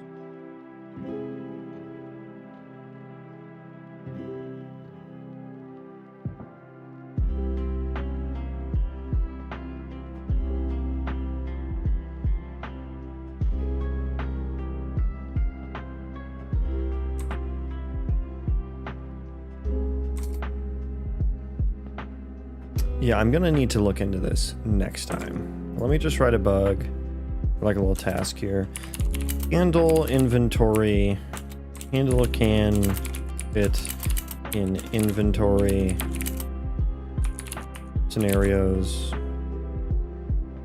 / overflow. Sure, yeah. I'll need to handle that next time.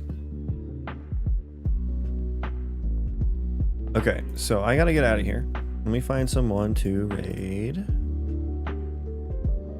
We'll go Rian.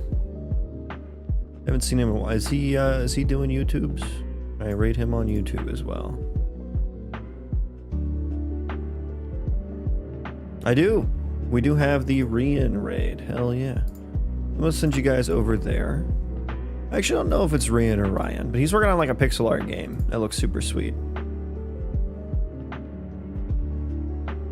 It seems nice and cozy. Seems nice and cozy.